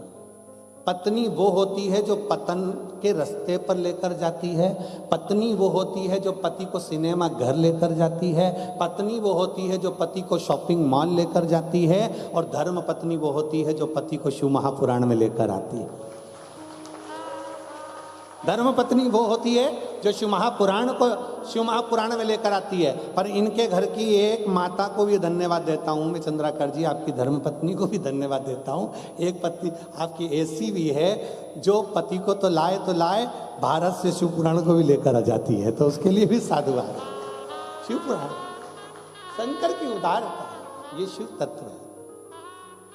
और देख लिया संसार हमने देख लिया, सब मतलब के यार हमने देख लिया, झूठे नाते झूठे रिश्ते, झूठे नाते झूठे रिश्ते, अरे झूठा है संसार हमने देख लिया, सब मतलब के यार हम हमने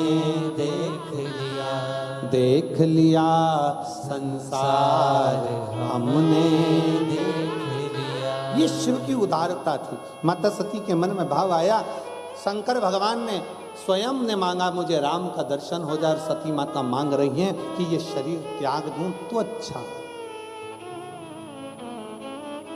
अब ये आपके ऊपर निर्भर करता है। सरोवर है, सरोवर पर हंस भी बैठा है और सरोवर पर बगुला भी बैठा है। बगुला सरोवर पर बैठने के बाद भी मछली को चुन रहा है, कीड़ों को चुन रहा है, इल्ली चुन रहा है, और हंस सरोवर पर बैठने के बाद वो केवल मोती को चुन रहा है।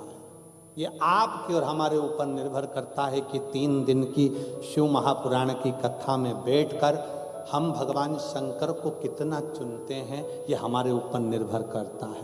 कोई ऐसा होगा जो कथा में बैठकर भी निंदा को चुनेगा, चुगली को चुनेगा, अपशब्द को चुनेगा। एक कथा कितनी सुंदर शिव पुराण में आती है। एक राजा थे जिनका नाम था मूर्त।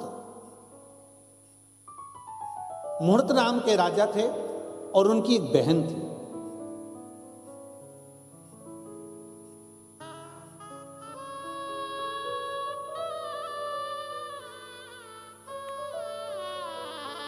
समय निकला,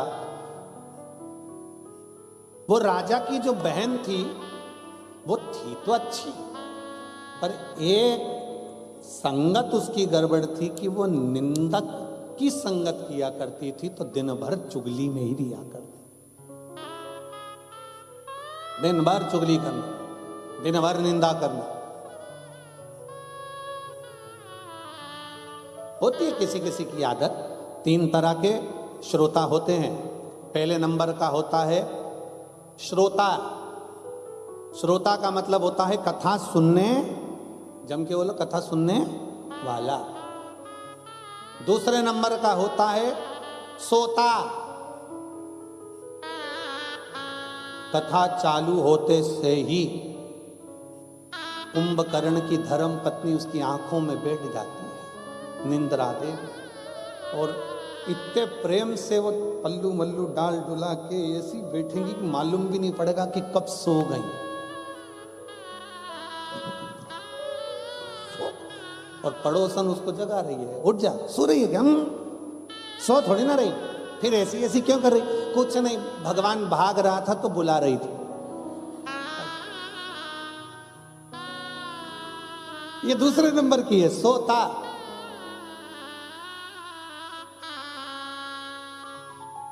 ये सोने के लिए आता है। और तीसरे नंबर का है सरोता, सुपारी काटने वाला। ये तीसरे नंबर का है। कथा में जितनी देर बैठते हैं, जितनी देर कथा को श्रवण करने बैठते हैं, उतनी देर दिन भर काटते रहते हैं। महाराज जी ने तो ये बाचा, महाराज जी ने वो बाचा, महाराज जी तो ये बोले ही नहीं, बताओ उसने तो ऐसा कर दिया, बताओ उसने तो वैसा कर दिया।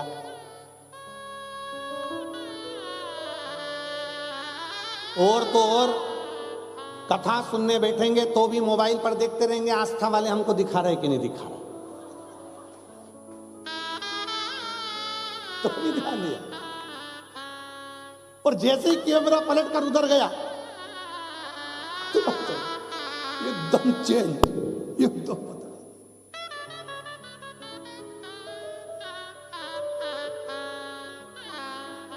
धन्य है रे दुबई, धन्य।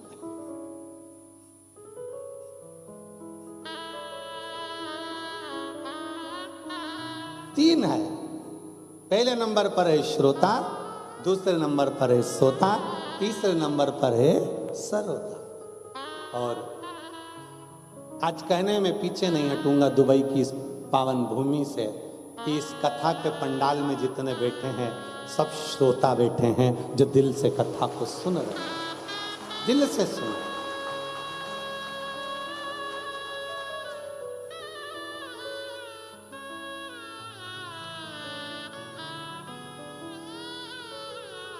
हमारे भारत में जहाँ कथा होती है वहाँ आखिरी दिन हाउसफुल होता है, लोग बाउंड्री के बाहर होते हैं, आज यहां भी लोग कुर्सियों के बाहर हैं और बहुत सारे तो आ नहीं पा रहे क्योंकि जगह नहीं ना। भक्ति है आपकी, विश्वास है, और इतने भरोसे से कह सकता हूं मेरे शंकर के ऊपर कि देवता देते हैं पल्ला झाड़ कर और मेरा बाबा देता है छप्पर फाड़ कर।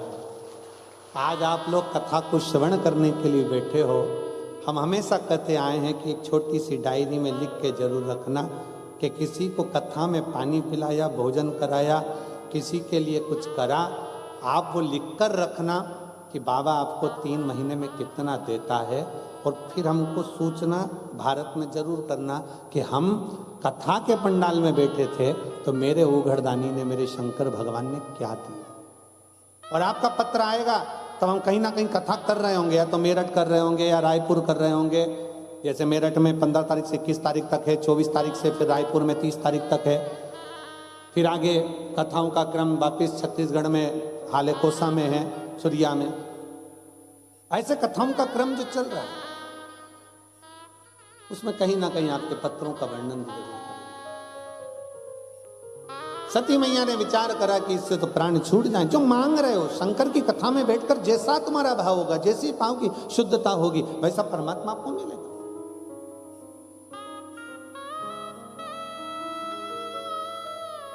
कई लोग कहते गुरुजी हमारे यहाँ संतान नहीं, हम संतान मांग लेते हैं। कोई कहता है हम धन मांग लेते हैं, कोई कहता है हम वैभव मांग लेते हैं, कोई कहता है हम नौकरी मांग लेते हैं, कोई कहता है हम ये मांग लेते हैं। हम निवेदन करना चाहेंगे जितने आस्था चैनल के माध्यम से शिव भक्त कथा श्रवण कर रहे हैं और जितने फेसबुक यूट्यूब पर कथा श्रवण कर रहे हैं और दुबई की इस पवित्र भूमि पर बैठकर आप लोग कथा श्रवण कर रहे हैं, उनसे एक निवेदन करेंगे, अगर मांगना तो भगवान शंकर से ये सब कुछ बाद में मांगना, सबसे पहले मांगना कि मेरे भोले बाबा आपका दर्शन हो जाए, क्योंकि दर्शन होगा तो सब कुछ अपने आप मिल ही जाए। आप में से कई मेरी जीजियां बैठी हैं, कई जीजा बैठे हैं, कई माताएं, कई बेटियां बेटा बैठे हैं, जिन्होंने भगवान शंकर को 1 लोटा जल चढ़ाकर ये मांगा हमें कथा कब मिलेगी बाबा, हम कथा कब सुनेंगे, हम तो जा नहीं सकते भारत में, कहाँ बैठकर कथा श्रवण करेंगे, पंडाल में भारी भीड़ होती है, ऐसी कृपा कर दो बाबा कि हमको कथा मिल जाए, हम कथा एक बार पंडाल में बैठकर श्रवण कर लें, अपने जीवन में एक बार तो कथा को हम पंडाल में बैठकर सुने। और ये दुबई की इस पवित्र भूमि पर यजमान परिवार ने सिद्ध कर दिया कि इस पंडाल में बैठकर आपको और हमको कथा श्रवण करने का सौभाग्य मिला।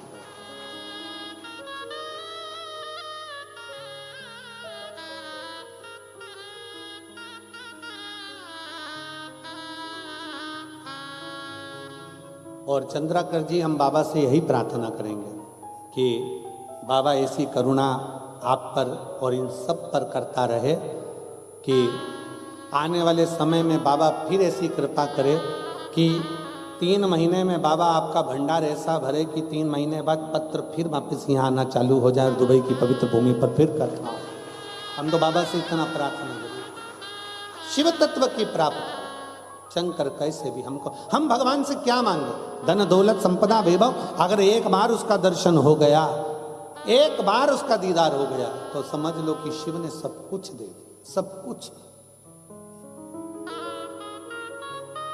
और मेरे भोले तेरा सहारा है, मेरे भोले तेरा सहारा है, मेरी नैया का तू किनारा है, मेरी नैया का तू किनारा, मेरे बाबा तुझे पुकारा है, मेरे बाबा तुझे पुकारा है, मेरी नैया का तू किनारा है, मेरी नैया का तू किनारा। शिव की भक्ति हमें शिव के करीब में लेकर जाए।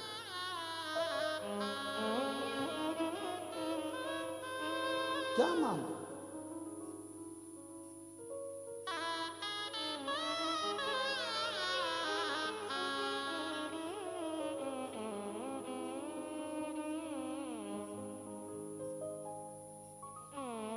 एक बहुत सुंदर प्रसंग आता है बात ध्यान में।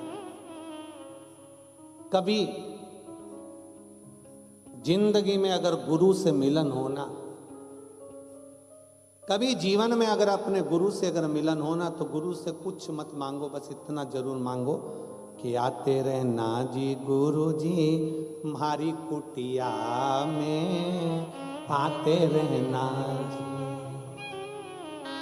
और मेरी कुटिया तो टूटी फूटी, मेरी कुटिया तो टूटी फूटी, तेरे चरणों से कुटिया बन जाएगी, आते रहना जी। आप आते रहो, आपका दर्शन होते रहे। हम शंकर के सम्मुख में पहुंचे तो क्या मांगे? केवल शंकर का दर्शन, क्योंकि शिव का अगर दर्शन हो गया तो शिव महापुराण की कथा कहती है कि शंकर का दर्शन और शिव महापुराण की कथा कभी खाली नहीं जाती है। शंकर की कथा में अगर बैठे हो तो कुछ ना कुछ बाबा देकर भेजता ही है, और शंकर का दर्शन कभी खाली नहीं जाता। शिव का दर्शन से कुछ ना कुछ हमें प्राप्त होता ही, मिलता जरूर है। शिव का दर्शन खाली नहीं जा सकता, शंकर की कथा खाली नहीं जा सकती।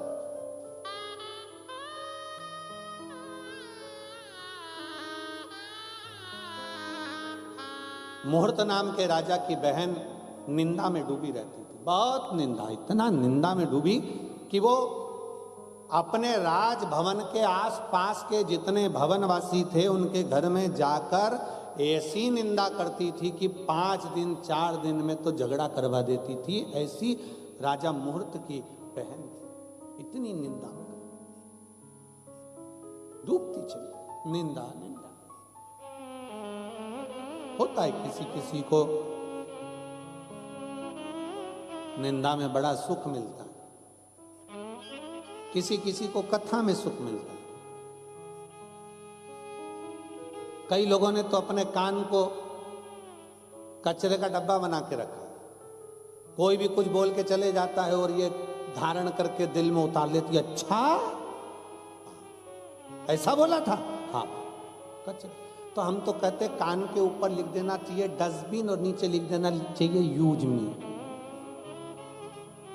कान नहीं है, कचरे का डब्बा है, जो आया पटक गया, कहीं की निंदा कर दी, कहीं का कुछ बोल दिया, कहीं का कुछ बोल दिया, कहीं का कुछ बोल दिया।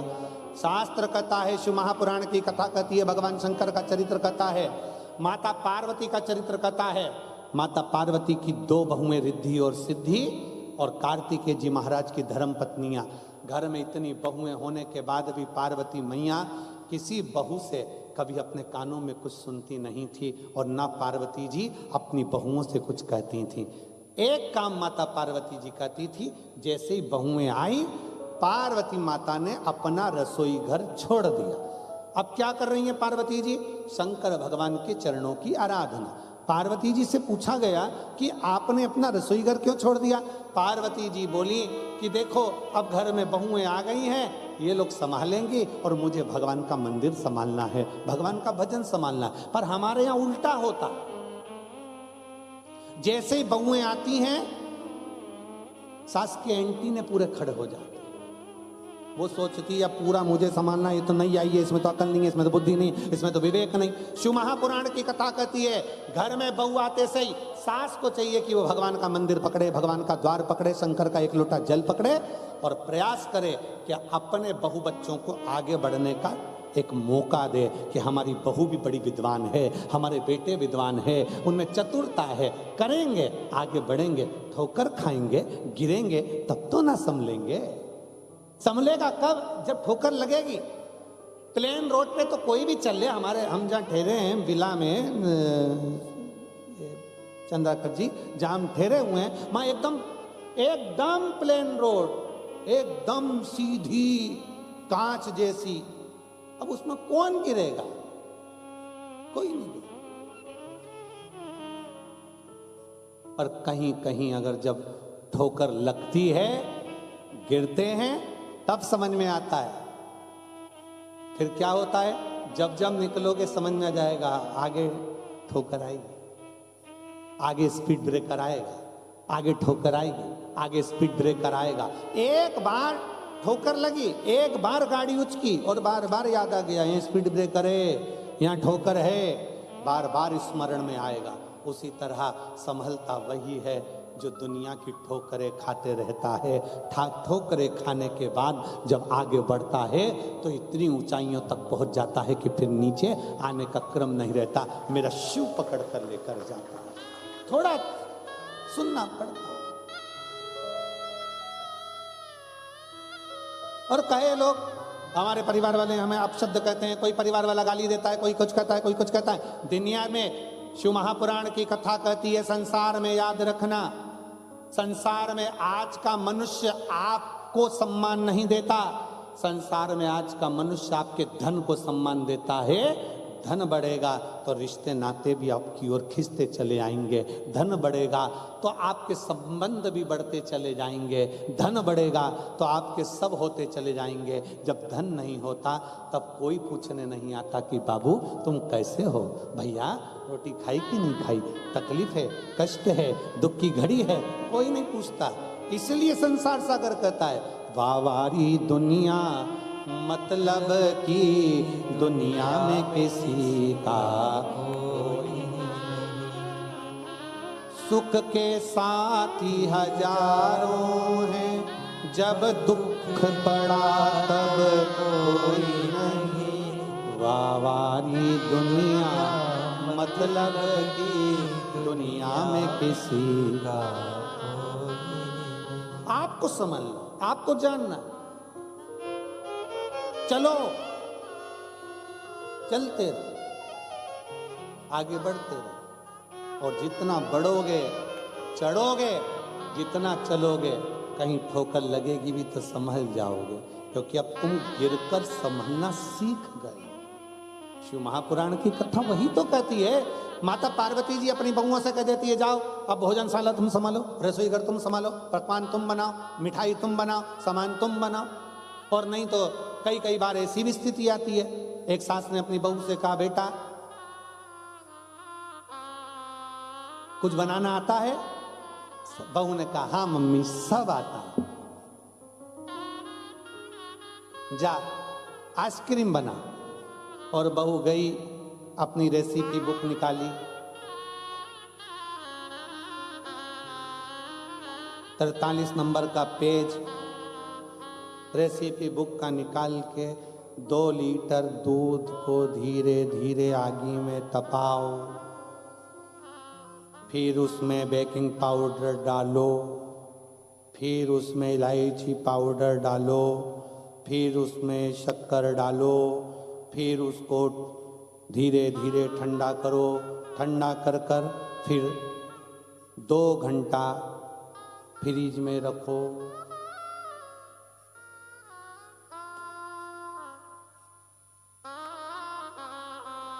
तीन घंटे के बाद सास फ्रिज खोली, बहू को आवाज लगाया, बहू इधर आ। हाँ मम्मी। ये मंदिर के घंटे फ्रिज में कौन ने रखे? मम्मी मैंने रखे। क्यों? किताब में लिखा था 2 घंटे फ्रिज में रखो, कि मैंने रखे। सास माता ठोकी, अरे वो जो तूने घोल तैयार करा था उसको फ्रिज में रखना था, और तू मंदिर के घंटे निकाल के फ्रिज में रखी आई।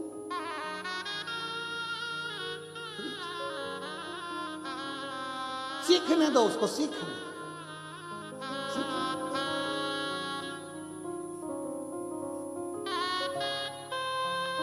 उसको सीखने दो, जितना वो सीखे।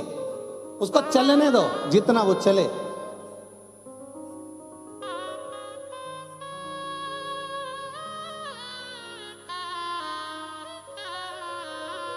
यहाँ अगर कोई राजस्थान के बैठे होंगे ना, तो वहां पर एक नियम है, जब नई बहू आती है ना तो उससे,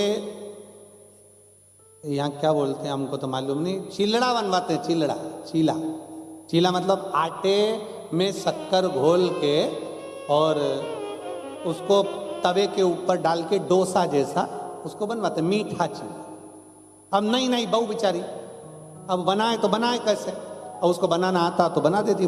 माँ को बनाते हुए देखा था, उसने गोल तैयार करा और उसने जो तवा पे डाला और तवा पे डालने के बाद जो फैलाया तो फैला तो नहीं, वैसे ढेड़ा बन गया, ऐसा हो गया उसको ढेड़ा। और चीले का नियम है, नमकीन चीला बेसन का, रवे का, चावल का अच्छा बन सकता है, पर मीठा तो एक बार तो वो चिपके। मीठा तुम बना के देखना, एक पहले नंबर का तो चिपक जा, कितना भी घी डाल। अब बहू को लगा ये चिपक गया, इसने बहू ने तुरंत उसको वापस निकाला, चूल्हे के अंदर डाल दिया वापस। सास ने फिर पूछा, बेटा बन गया? हाँ मम्मी बन रहा है, बन रहा है। 2-3 चीले जब तक खराब नहीं हो जाते तब तक वो अच्छा चीला बन ही नहीं पाता। उसी तरह 2-3 बार जब तक मनुष्य ठोकर नहीं खा लेता तब तक वो उन्नति की सीढ़ी पर चढ़ ही नहीं पाता। वो चढ़ना ही तब है जब वो ठोकर खा ले।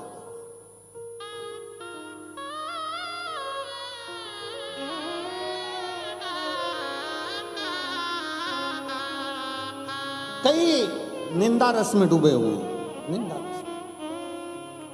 राजा मुहूर्त की बहन इतनी निंदा में डूबती थी कि सब जगह पर जाकर वो विवाद उत्पन्न करा देती, झगड़ा करा देती, लड़ाई करा देती। राजा बड़ा परेशान था तो उसने अपनी बहन की शादी कर दी, अपनी बहन की शादी कर दी। शादी के बाद बहन को मालूम पड़ा, शादी के बाद जब अपने पति के घर गई तो वहां पर शंकर भगवान की इतनी भक्ति होती कि पूरा नगर, पूरा गांव, उसका पूरा राज्य शंकर की भक्ति में डूबा रहता। और शिव महापुराण की विद्येश्वर संहिता कहती है, सबकी निंदा करोगे चल जाएगा, पर शंकर की निंदा कभी नहीं चलेगी। शिव निंदा सुनना और शिव निंदा करना। शिव महापुराण में वर्णन आता है कि देव ऋषि नारद काम पर विजय प्राप्त कर लिए थे तो उन्होंने जाकर भगवान नारायण से कह दिया था कि जिस कामदेव को शंकर नहीं जीत पाए उस कामदेव को मैंने जीता है। भगवान नारायण की आंख से आंसू बह गए थे, रे नारद तूने मेरे सामने शंकर जी की निंदा कर दी, मतलब अब मुझे भी पशु का शरीर धारण करना पड़ेगा। और वही हुआ। नारद शंकर की निंदा करने वाले को पशु का मुख लगता है और शंकर की निंदा सुनने वाले को पशु का मुख लगता है।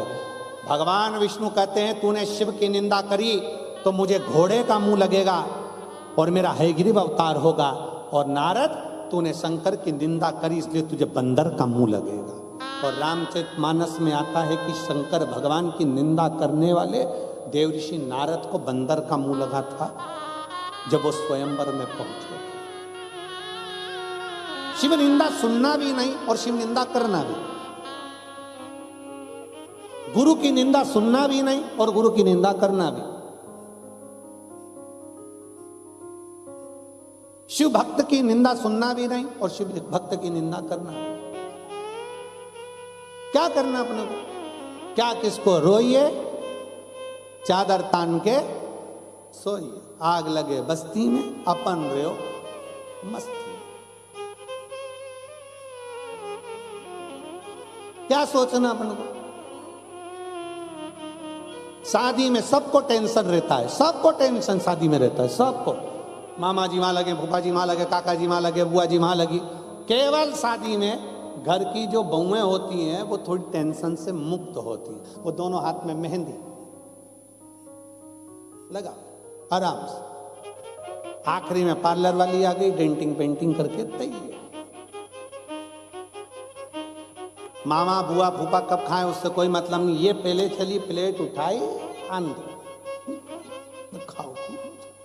शादी तो होगी ना, अच्छे से ही होगी ना जब पूरा अरेंजमेंट अच्छा करा है और बहू का विश्वास, उसको मालूम है मेरे पति ने पूरा अरेंजमेंट अच्छा करा है तो फिर काय का टेंशन लेके बैठूं। उसी तरह संसार में आने वाले व्यक्ति के मन में ये विश्वास होना चाहिए जब शंकर भगवान ने अरेंजमेंट अच्छा करा है तो काय का टेंशन, अपनी जिंदगी खुश होकर जियो।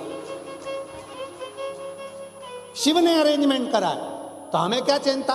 जन्म उसने दिया है। माता के गर्भ में जब हम पड़े थे तो भोजन किसने दिया था? कोई आया था दूसरा देने वाला? माता के गर्भ के अंदर पड़े थे तो भोजन भी वही दे रहा था। जन्म लिया तो माता के स्तनों में दूध दिया, उसने दिया। आखिरी में जब बड़े हुए तो भोजन भी उसी ने दिया। हमें तो मालूम ही नहीं था हम किस घर में पैदा होंगे, हमें तो मालूम ही नहीं था कि हम किस जगह पर रहेंगे। तुमको मालूम था कि तुम दुबई पहुंच जाओगे? हमको ही नहीं मालूम था कि हम पहुंच जाएंगे। तो तुम्हारी क्या जान? किसको मालूम कौन कहां है? सब अपने अपने देश में, अपने अपने गांव में, अपने अपने नगर में, अपने अपने मोहल्ले में रह रहा है। कोई यहाँ है, कोई अमेरिका में है, कोई कहीं है, कोई कहीं। किसी को नहीं मालूम कि कौन कहां है। उसने अरेंजमेंट करा, तुमने नहीं।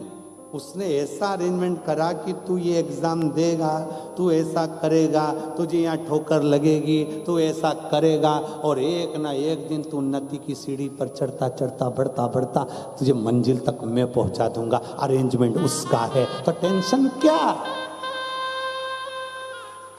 कई बार बहुएं भी कह देती है अपनी सास, मम्मी चिंता मत करो सब हो जाए, पापा टेंशन।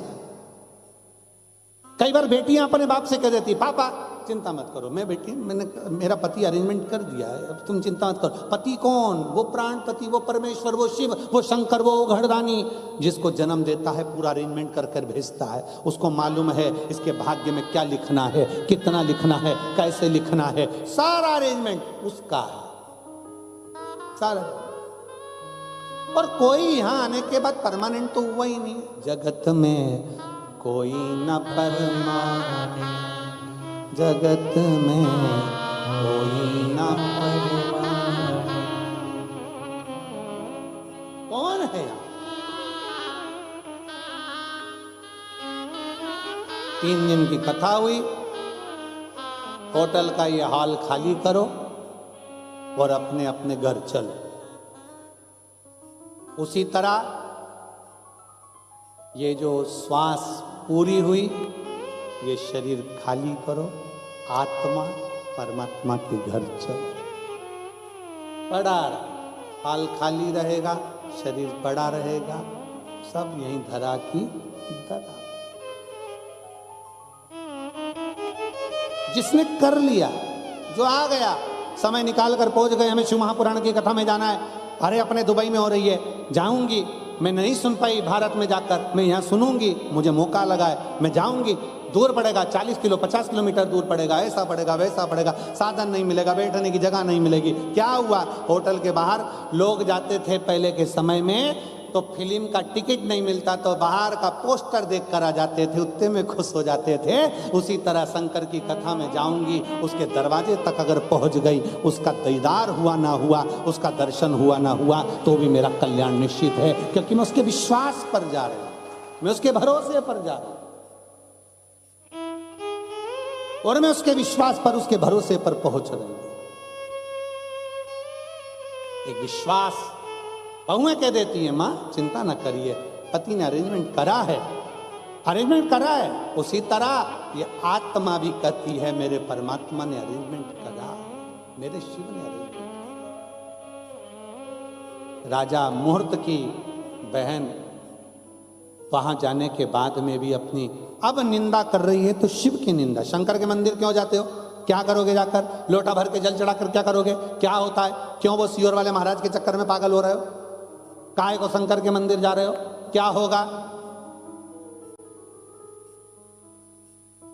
अगर दुबई जैसे देश में भी आपके इतने पत्र आते हैं तो ये निश्चित है कि शंकर देने में तो कमी नहीं रखता, ये पूर्ण भरोसा है, पूर्ण भरोसा।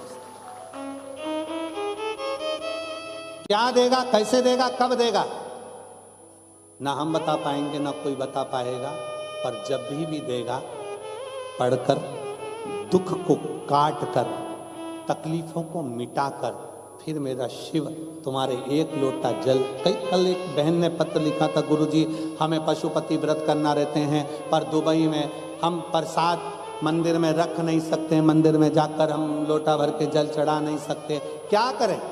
अरे अपने घर के बाहर जो गमला हो, गमले के मिट्टी को ऊंचा कर कर वहीं पर पशुपति व्रत कर लो। तो गुरुजी वो 2 प्रसाद के जो हिस्से बचेंगे उसका क्या करेंगे फिर हम? उस प्रसाद के हिस्से का क्या करेंगे? कुछ मत करो, उस प्रसाद के हिस्से को लो, पक्षियों को डाल दीजिए, पक्षियों को डाल दीजिए, वो भी पाएंगे। अपना 1 प्रसाद का हिस्सा अपन पाओ, 2 प्रसाद का हिस्सा पक्षियों को आप डाल दो, पाए।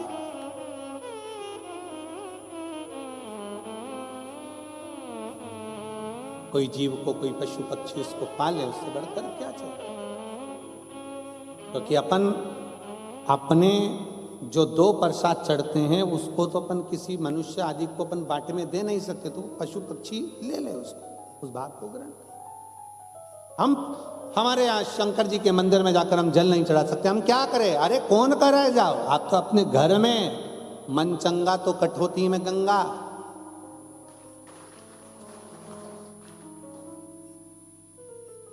और जब मन नहीं चंगा नहीं तो क्या करेगी गंगा? फिर गंगा भी क्या करेगी? अपना मन चंगा होना चाहिए, अपने हृदय से शिव की भक्ति करो। 1 लोटा जल घर में चल।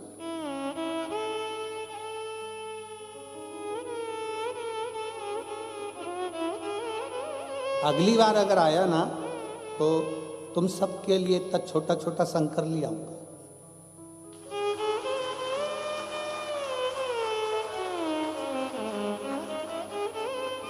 कुबेरेश्वर धाम का कंकर शंकर सबके लिए आऊंगा, एक एक एक एक एक एक, और कह दूंगा चंद्राकर जी से कि बांट दो एक एक इनको। ये सब अपने अपने घर में थाली में भगवान रखेगी, इतना छोटा सा लोटा से पानी चढ़ाएगी, चढ़ा हुआ पानी कहाँ डालने जाएगी? खुद ही पी जाएगी। मन चंगा कठोते में गंगा।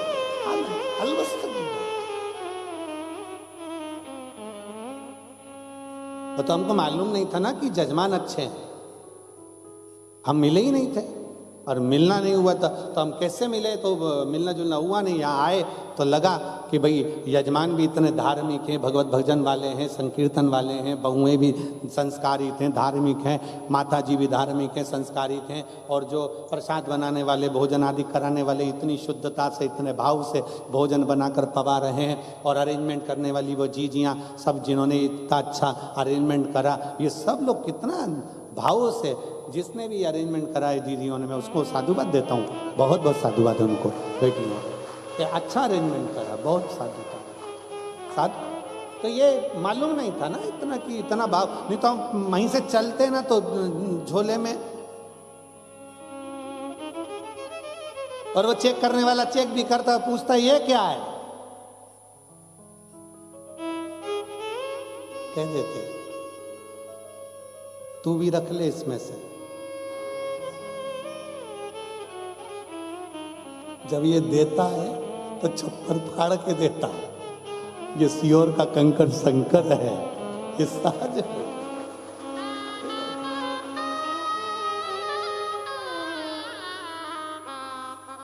और ना जी भर के देखा, ना कोई बात की, बड़ी आरज़ू थी मुलाकात की। शंकर की आराधना में अब लगी निंदा में राजा मुहूर्त की बहन शंकर की निंदा में लग गई।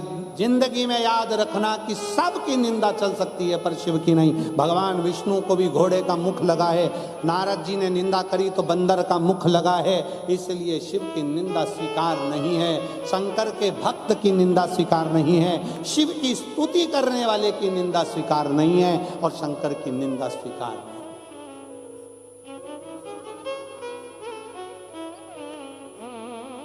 कोई तुमसे कहे पानी चढ़ाने से क्या होगा, जल पीने से क्या होगा, शिव महापुराण की कथा कहती है शंकर का 1 लोटा जल तुम्हारा बदलेगा कल, ये निश्चित है, बदल कर ही रहेगा, ये निश्चित है कि बदल कर रहे। आप चढ़ाकर देखिए, शिव को 1 लोटा जल चढ़ाकर देखो,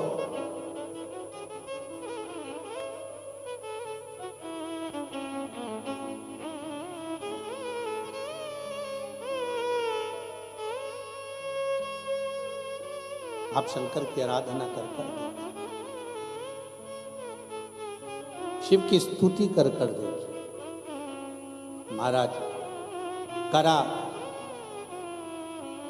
राजा मुहूर्त की बहन निंदा में इतनी डूब गई कि जब नगर की माताओं ने राजा मुहूर्त की बहन जिस नगर में ब्याह कर गई थी, उस नगर के लोगों ने निंदा करने के बाद भी शंकर की भक्ति बंद नहीं करी, तो इसने मंदिर में जाकर ताला लगा दिया, मंदिर का द्वार बंद कर दिया।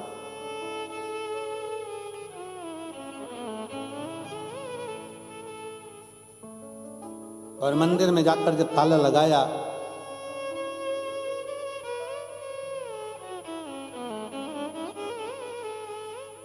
सारे नगर में हाहाकार मच गया। रानी की बहू, राजा की बहू ऐसी आई है, पूरे मंदिर में ताला लगा दिया।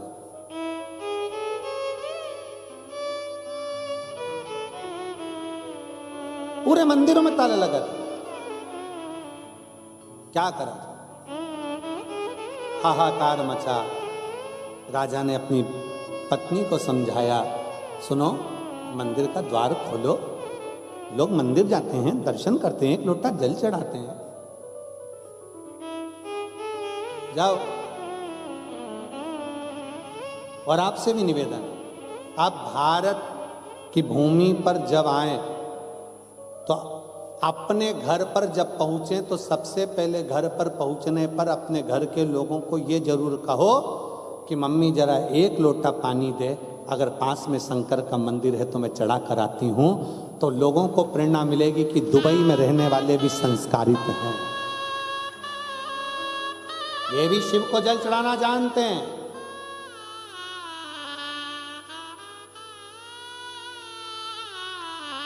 ये भी शिव की स्तुति करना जानते हैं। मुझे जाना है शंकर के मंदिर तक, मुझे एक लोटा जल चाहिए। आपसे प्रेरणा मिलेगी लोगों को।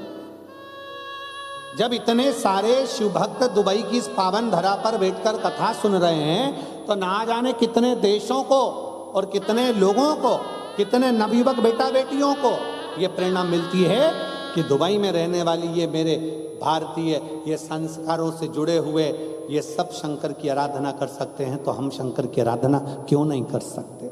हम भी शिव की आराधना करें, हम शंकर की भक्ति करें।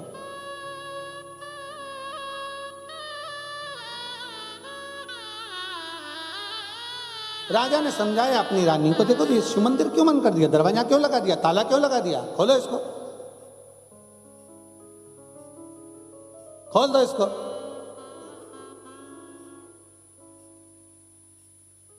कोई कोई तो होती है कि सुन लेती है, और कोई कोई ऐसी होती है कि सुना देती है। राजा कह रहा है ताला खोलो, दरवाजा खोलो, ना ना,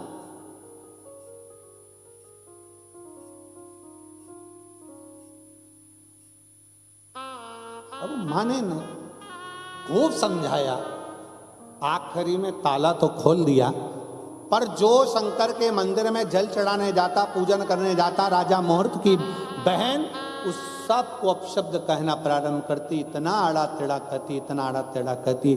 समय बीतता चले गया, धीरे धीरे धीरे धीरे समय निकलता चले गया, और समय एक ऐसी अवस्था में आ गया कि राजा मुहूर्त की बहन के प्राण छूट गए।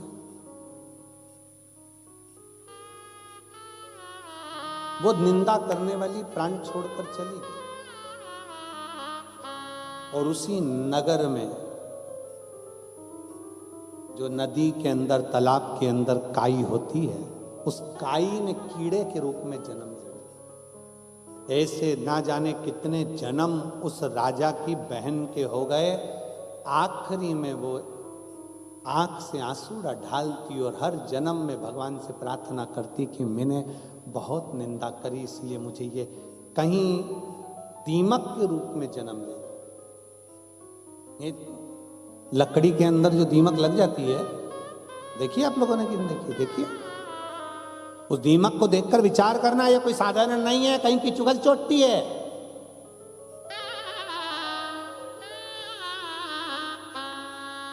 चुगली करने वाला, शंकर भगवान को अपशब्द बोलने वाला, शिव को ताना देने वाला, शिव को आड़ा टेढ़ा कहने वाला, शिव महापुराण की निंदा करने वाला, शंकर को अपशब्द कहने वाला, लकड़ी में जो दीमक हो जाते हैं उसका जन्म पाते। दीमक की योनि छूटती है, फिर पलंग में खटमल बन जाते हैं। खटमल की योनि छूटती है, फिर माथा में जू बन जाते हैं, जिनको लोग निकाल के निपटाते हैं।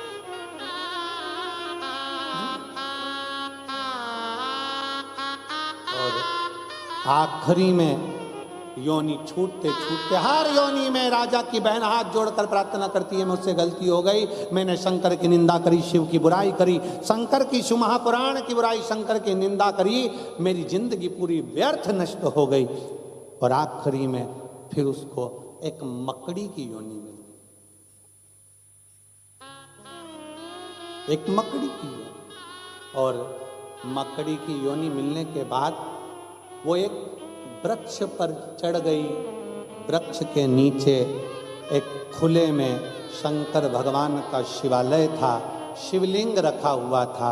उस शिवलिंग पर दिन के समय पर धूप पड़ती थी। मकड़ी ने अपना जाला बिछाना प्रारंभ करा, शंकर के ऊपर उसने जाला बना दिया। ऐसा जाला बना कि शंकर को धूप आना बंद हो गई। एक दिन मेरे ओघड़दानी प्रसन्न होकर साक्षीकरण कर कर उस मकड़ी के सम्मुख में प्रकट हो गए और मकड़ी से कहा, मकड़ी तेरा जन्म तो बड़ा व्यर्थ हुआ, इतने जन्म तुझे मिले केवल मेरी निंदा के कारण, पर तूने इस जन्म में मेरे ऊपर छांव कर दी है। जा, अब तुम मेरे धाम में विराजमान होगी, उसकी भी मुक्ति कर, उसकी भी।